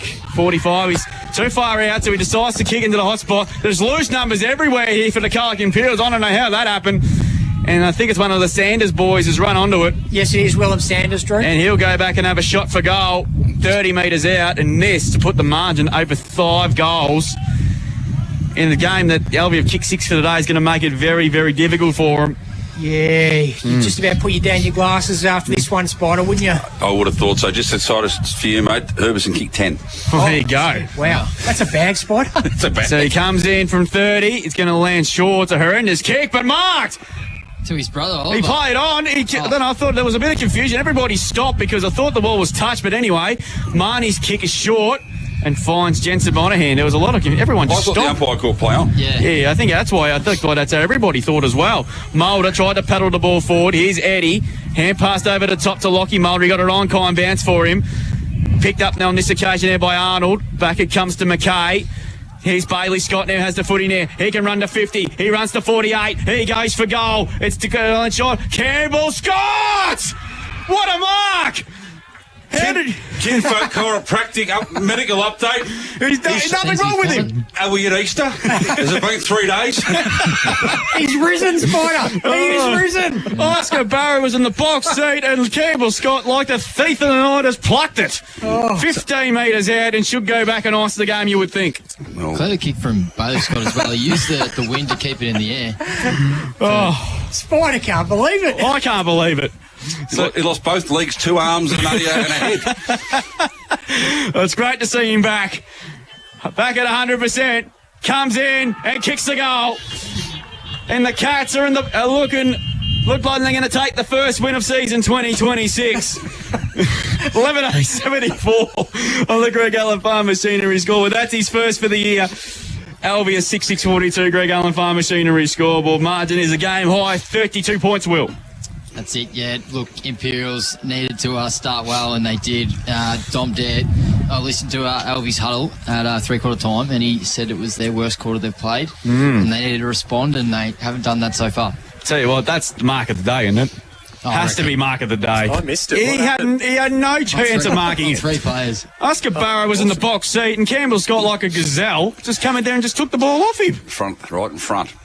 Unbelievable. So the ball back in the middle now. Stevens versus Dare. Up they go. Dare does win that one down. Tap forward again. Oh, that could be a free kick for too high. The umpire did see it that way. It wasn't intentional, but looks like Williamson will be the recipient of the free kick now. Said this back six has done an amazing job on some of these players that they've been so good for the last year. Jesse Williamson now drives Alvie long into attack in the Dare direction. He puts his hands up, ball gets through the back. Numbers here for Imps. Picked up, taken away there. Good clearing kick. One-on-ones everywhere. Handball over the buck by Wisby. Kicked off the ground, it's gone over everyone's head. Eddie was leading the race. He's let his younger, fitter teammates run up that one, I think. So Williamson dispossessed the ball. Well done, Jeremy Spokes. Absolutely by Spokes. Brilliantly beat 2 of them. Ball comes free again. Here he goes, your man Cunningham again diving on top of the ball. Wrapped up here is Eddie. Managed to get a handball out. Spokes puts his head over it. Handball out O'Shannessy. Away they go through Bailey Scott. He drives the ball long for Imps. One-on-one contest. That's got to be a free kick and has been paid. Could have had the first one, but definitely the second one there holding the man. So here on the wing too. Yeah, it's just a little bit of just how many Easter eggs are you going to enjoy over the coming days, I think. Just exchanging phone numbers, see what they're doing for the rest of the weekend. So Callum Spence, probably too far out to score. We're kicking from 55 into what is left of the breeze from today. A little bit of movement. He's gone deep into the pocket. I don't think he's going to come off too well. No. Missed his target by a long way. You can tell they've really missed Will Jacobs today in the back six for Alvie. He would have been a huge difference. How much would have made a change of the result was what it stands now. It upsets the balance. Exactly, yeah, and you can tell they've really missed him. I know Nick Dacos was a big effort for Collingwood last night, and he's probably turned the opposite of it. Spencer that wins that tap down. As he runs onto it, goes without it again. Bailey Scott paddles the ball to himself, does really well, turns around that right foot, just drives the ball long. He's picked up 50 metres here at the back. Wow. Wow. That's Stephen. George Stephen. He's just sat in between two Alvie players, used his strength, taking the mark overhead, and will go and have a shot from about 12 metres out on a 25-degree angle. And if the last goal didn't ice the game, this one will. So Stephen now, very deliberate in his approach. Wouldn't be his first for the season. Goes back, kicks it low, steers it through, and has the 12th now for Imps. Imps are 12-8, leading Alvie, who are still on a 6-6, and we have gone about 4.5 minutes, thanks to Richardson Real Estate and, of course, the Greg Allen Farm Machinery scoreboard. Stevens has his first. Jeremy Spokes down here on the wing did the little basketball steal for a start. He did. 1-on-3, and he's 4'0", and yeah, that was very important. No goal without Jeremy Spokes winning that ball. Almost that player of the day. Their desire just seems like they want the ball more. Just a kinfolk chiropractic centre injury update, boys. Campbell Tanner's done for the day with that shoulder, so it didn't look good at all. It was just a fair hit. Shoulder. Yeah, and he just come off second best, unfortunately. So they're down to one less on the bench, but it's not think it's going to matter though, because they've got these 4 points all wrapped up. Unless Alvie can pull something dramatic, one out of the hat. The rabbit out of the hat. Do a Carlton, mate. Do a Carlton. Yeah, they could. Ball kick to centre half forward here. Their back six Imps today have been phenomenal all day. Arnold there wrapped up. We'll get a ball up there. O'Donnell's done a great job on Dom. O'Shannessy, well, it's typical Luke O'Shannessy. He just plays a good game every single week. Ball thrown up again now. Stephen. Beaten to it by Lincoln there. He just hacks the kick high and long, deep towards the 50. Strawn's been barely sighted. Picked up by Cunningham, who's been fantastic. Gets a hand pass over the top to Sanders, but it's a free kick here. And it's going to go to the Cats. And I think it'll be coming back to Liam Cunningham, who's played a ripper of a game today. All day. Could let it go. He kicked the goal. He's had a heap of the footy. He goes over the top to his skipper and O'Shannessy. Like I just mentioned, he just rarely plays a bad game. Good kick off through the hands of Wispy, turnover. Moralia's chipping ball fine. Strawn, who's been barely sided. We'll get his stats in a moment, AJ, thanks to Stevcom. Kicks towards the forward zone. I think it might have gone through, but well done, O'Shannessy. Running back with courage, and this is it through for a rush ball that takes him on to 6-7-43. Colac Imperials are 12-8-80. AJ, what's Glenn Strawn's stats? 4 kicks, 3 handballs, 3 marks. There you go. Ball back into play now. It's the chipping game, I think, now the Imps are looking at. So we've gone about 7 minutes. So another one just over the top. Lands in the hands of O'Donnell. No, it's not. It's Harris, sorry. Harris goes on that right boot. Long down the line. Clearing kick, good fly in front. Oh, not paid. Play on. Ball hits the deck. True centre wing, far side of the ground, or in front of the far side of the ground for us, but in front of the club rooms would be probably near side for them. Anyway, the wind's picked up as well. It's stopped at 5 degrees. Yeah, it's cold for us out here. Can hear it through the mics, lads. So the ball is thrown up in the air. Stevens and Dare. Stevens is on comfortably, but wrapped up by Yelland, who's tackled immediately. and we'll have the same result. Another ball up. Good thing for not moved. Good thing for the Cats today. They've got good depth now this year and through the reserves as well. Stephen Cass played in the twos. Mick Foster played in the twos. Has been a regular ones player for a long time. So the depth for the Imperials here is good, particularly with Tannis. Look, he's going to miss a bit of footy with that shoulder. So the ball now move forward for Imperials. Picked up here. Handball out by Williamson. Feeds it over top. Long kick down the line. Here we go. Bailey Scott picks it up. Feeds the ball into the middle. Nice little handball there. Finds Flanagan. Flanagan centering kick. Good mark. A bit of great grab. Coming the other way. There was Rosevear with the ball. Of course, we should know by the kick, shouldn't I? Free kick. Dare has got the free kick. Yeah. So, one or two Bronx cheers from the crowd. Yep. Not surprising, really, is it?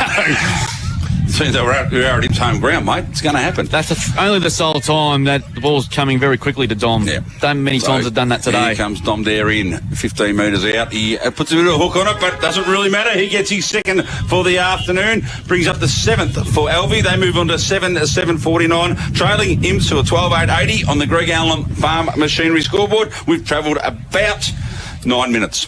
Thanks to Richardson Real Estate. Put much speed on the ball for much of this game, even when with the wind. But if they're going to try and amount to some potential comeback, they're going to have to do that now. Particularly when they pick 7 for the day, they need to kick at least 5, 6. If you get Rosevear kicking the ball inside 50, he's making a difference. Yeah, he just roosted that 60 off 2 steps. Just a chaos ball. And that's taken nothing away from Colac Imperials' backline all day. They've been absolutely sensational. So ball back in the middle here now. Well, it's on its way. Oh, it's slowly coming back. We'll get you a score of what's going on at Marvel Stadium. It is 16 points in favour of Carlton. Now 10 points now as Zane Dersma kicked a goal, so the margin back to 10 points in favour of the Blues. Blues will get nervous. Oh, yeah. Particularly if they manage to cough that one up. There'll be steak knives growing even longer at Princes Park, I'm sure. Back in the middle now we go. Imps lead by 31. Stevens wins to tap down, try to win his own ball. Coming out to meet it is Sanders now. Lincoln Dare, he's well wrapped up, but he's going to get a free kick for holding. So Lincoln Dare now's got the footy. Saw Alvie try by 3 goals in the reserves with 5 minutes left before they pinched it in the last minute or so. But no, this is a bit bigger. It's 31 points. They need to score quickly. Dare, that's a old mongrel finger breaking up. Country punt, kick the dot on its trajectory. Here's a chance there for Leighton. Ball picked up now by Cass. Couldn't try to take it cleanly. Here's an opportunity with Harris. Mulder was held. No free kick, but he got one high. Would have thought. Umpire missed it somehow. Ball not coming out, and we're going to get a ball up yet again. I'm glad you went with that phrase, not me, mate.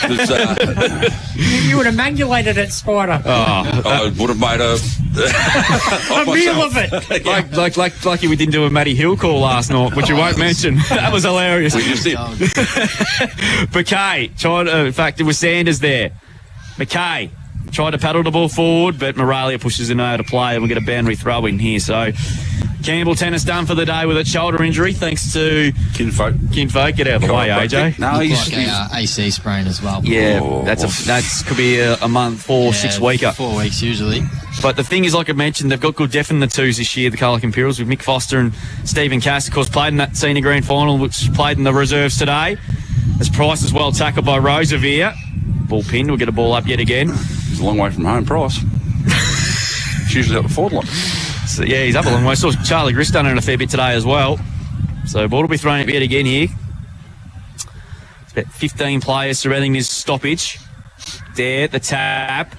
Roved at that time was Woods. He's been good all day. Kick inside 50, all through hands. Here's an opportunity now. But Bailey Scott got the kick away just in the nick of time. Ball kicking looking for Woods and Spokes, I should say, and Carmody. Spokes picks up the football. Did well through traffic. He did well to get the hand passed away because Underwater right on his tail. Ball in the centre of the ground here. Picked up by Marnie. This is Lockie. Back it comes to Eddie from a standing start. Kicks inside 50. That's a good mark by Stevens.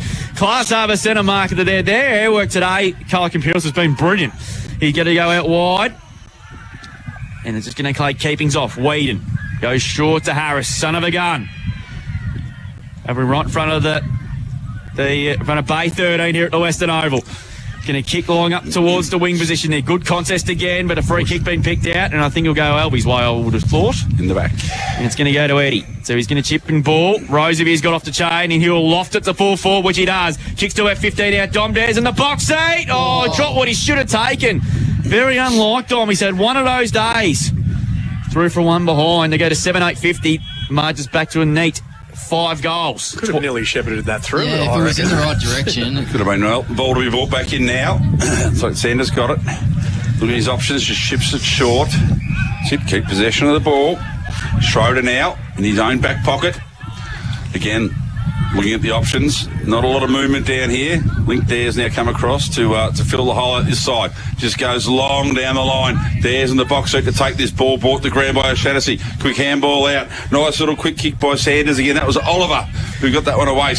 Spokes went without it. Tried hard. Ball's going through. Hey, there you go. go. Ground is Woods into a dangerous spot. Ball falls over the back.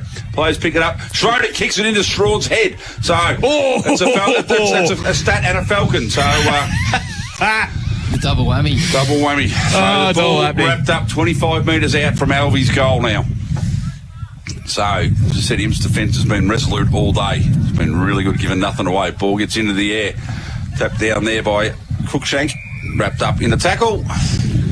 Looks like he's a little bit. Actually, that was Oliver Sanders. I think he's a little bit sore. So Dare does win that one down. Straight into the pack where everyone was standing and waiting for the ball. Ball comes free, but the umpire has decided on a free kick here. In the back. I didn't see what it's for. In the back, was it? Yep.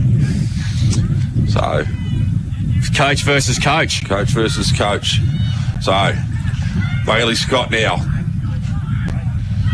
to drive his team out of defence. He just chips it out wide. Coach to captain. O'Shannessy takes the mark. Not a lot of options down the ground. He's a good player, like O'Shannessy. He's an absolute star. He just chips the ball over. So a bit of possession there. Arnold with the ball. Still inside defensive 50 here for Imps, but the time clock winding down now. No longer Alvie's friend. So Arnold goes long down the line looking for Cruikshank. Oh, good mark. There in front will be paid that one, I would have thought. A little bit of size difference between him and Sanders. So Link there, chips the ball in nicely. Great lead up the ground. Good space there. Turns around right foot. That's a fantastic grab. It was a great kick by Grist, and Mulder has taken the mark. He's been given 50. Yeah, it didn't look to be that much in it, but just a touch late. Yeah, that's probably what it was, and can't do that anymore. So put that one down. So Alvie will move on to 8 goals, 8.56. That's still trailing Imps, who are 12.880. We have ticked over 15 minutes in the Richardson Real Estate time clock.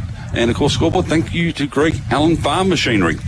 They've definitely had the territory the last 10 minutes, Alvie, and if that comes to anything, there's obviously opportunities to kick goals, and they need to do a couple more of them. So margin back to 24 points. 12-8 plays 8-8. Lawn winners in the footy in the A-grade netball world. It was a cracking game of netball here. Imps off to a good start in their title defence. And a great game of netball against the Swans by 3. So both sides get a nice little week off. And the rest of the competition starts next Saturday as well. Back underway we go. Margin back to 4 straight kicks. Lincoln down out of the centre here. Kicks up towards centre half forward. Good mark again, Arnold. Class Harbour centre mark of the day. He's been playing as loose man in defence all day, and he's been solid. Goes out wide. Finds Sanders. Sanders, yep. He's been solid in his first game as a Colac Imperial. Just happy to wind down the clock. He goes even shorter and finds Nick Sanders. All the recruits have done their job today. He's going to go even shorter.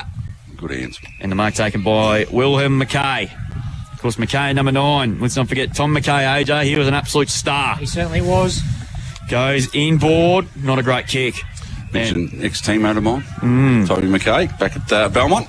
So Lincoln Dare's got the footy now here, and he thumps it towards centre half forward. Cats have got 3-on-2 here, but the Swans nearly went out through Cass. He couldn't take the mark. He goes back in after it again. He's been gun holding the football, and a free kick will go to the Cats. They've been consistent on all day with the holding the balls. And Whedon's got the footy. He's been so good in defence again today, like they've done. He goes short, not 15. Arnold goes out wide, but taken away by Sanders. Kicks up towards half forward. There's no one really down there. Good use to the body by Barrow. Class Harbour centre mark of the day. Probably been one of their best today for the Swans. Barrow Goes into the corridor dangerously. Roosevelt stood well, stood tall and took a good mark. He wants to ply off and go, and he whops it to about 25 out. Dom Dare got in front there of O'Donnell. O'Donnell did really well. Create the ball to ground. Oh, heavy, solid hit by Castle was fair. Ball now spilled at McKay, but he got one. He got held too long. In fact, it was Sanders, and he'll take himself a free kick there as well. So the Imps defence, like they've done for a large majority of the day, have stood tall. And he's got the footy now there as well. He's going to go long up the line. He's going to go sideways, in fact, to Flynn Wisby. Jeez, he's had a good game today. He has been good.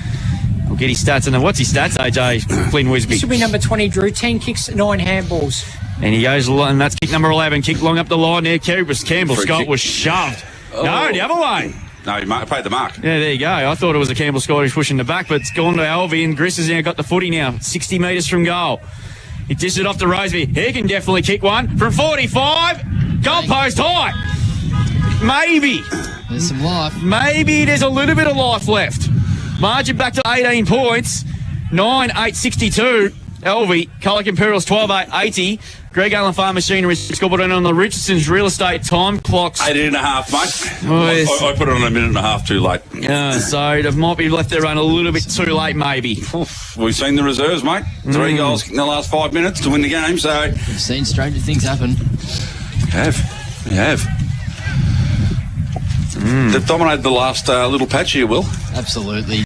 Yeah, They need to kick one here in the next 45 seconds to give themselves a mathematical chance of winning. And we spoke about Roosevelt getting one, or just getting it inside 50, and if he's anywhere forward of centre, he's kicking a goal. I reckon they've broken him loose. They put him as a loose man defence, and he just wanders through the middle. Absolutely. And they're playing. He's a strong unit, so you're going to win a lot of one-on-one contests. And when he gets free, the ball's gone to disappear out of the stadium. Oh, Drew. It's out on the highway, Drew. I reckon he kicks it. 45. That's carried about 30 metres over the fence. Whose backyard's that in, Drew? I've no idea. Might have to ask Pete Hickey, but he's not here. Carlton by 22 points early in the last quarter. Harry Mackay kicked a goal before right on the three-quarter time siren. So the Blues just got a bit of breathing space at the moment here. They'll be still feeling a little bit nervous. They had 7 goals a quarter time last week. More goals in the third quarter than they have in the second half the last 2 weeks. Yeah, I know. They're just waiting for the ball to be returned. I'm not sure this is coming back, Spot. Around the grounds, thanks to Think Warner, also Theodore Badici, Lawn and its Dribbling Reserve, 20 goals, 17, 137, defeated Apollo by 8-3-51. They got a new footy. He did launch that ball. Yeah, they got the new footy out. So, Lawn 65, defeated Apollo by 24 in the Agro Netball. Imps 46, defeated Alvie 44 in a cracking game of netball here, just not far from where our broadcast position here. So back in the middle now, margin back to 18 points. If they pinch one in the next 45 seconds, Alvie. Well, they need one. Because just to make things a little bit more interesting. Back in the middle we go. Dare wins the tap. Coming through now, Scott. Ducked the head, but he got away with one. Got a free kick out of it.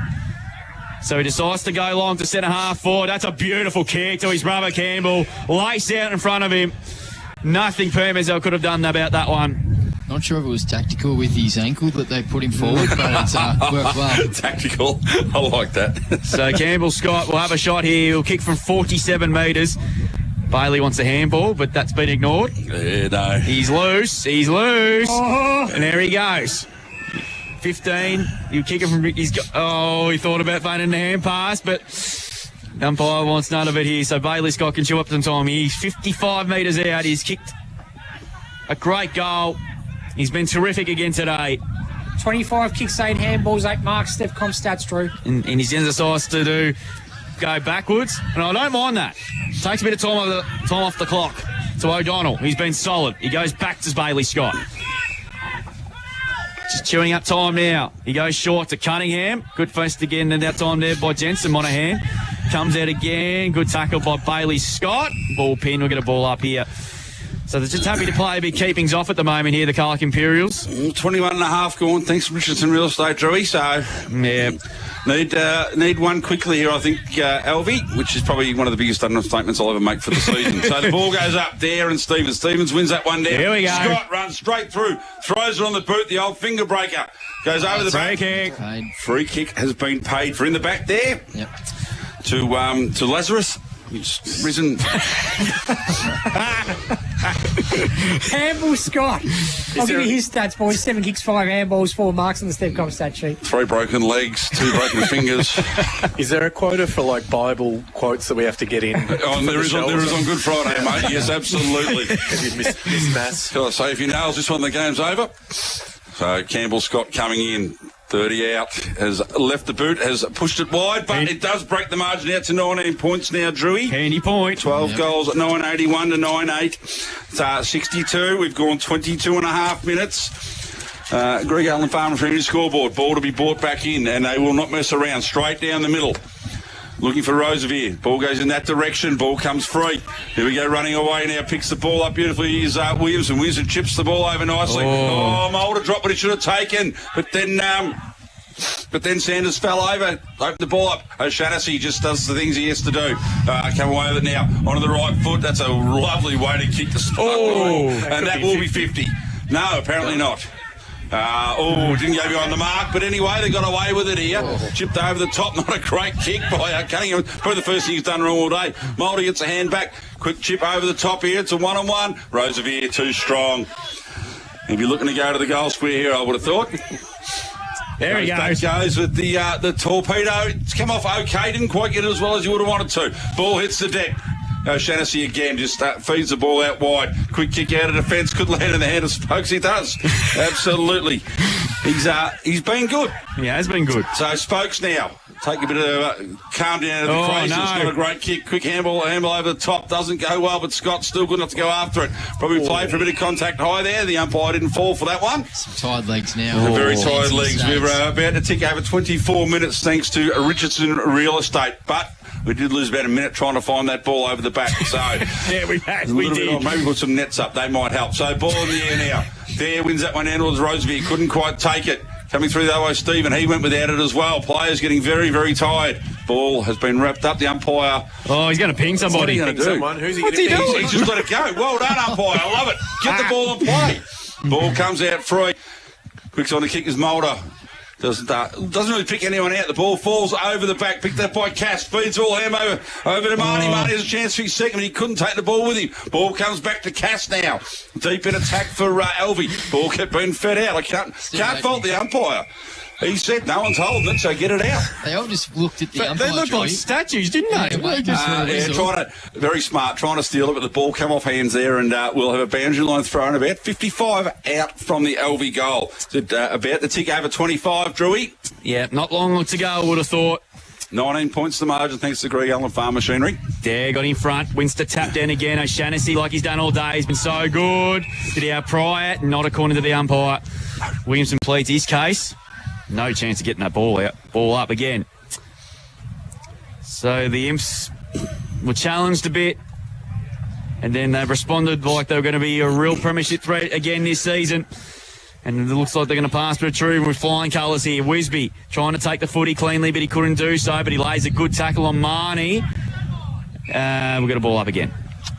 So both sides, as I mentioned, are going to have a nice little week off. And the rest of the competition starts next Saturday. We'll be at Irrewarra for the Saints and the Western Eagles. That game should be a beauty too, with two sides. Irrewarra expecting to play finals again, while the Western Eagles trying to break a finals drought, which dates back to 2013. With Dan Casey's third year at the helm, and they've picked up some experienced players. Tommy Spokes is one from Cobden. Of course, a Simpson premiership player from the past. So Banbury throwing yet again.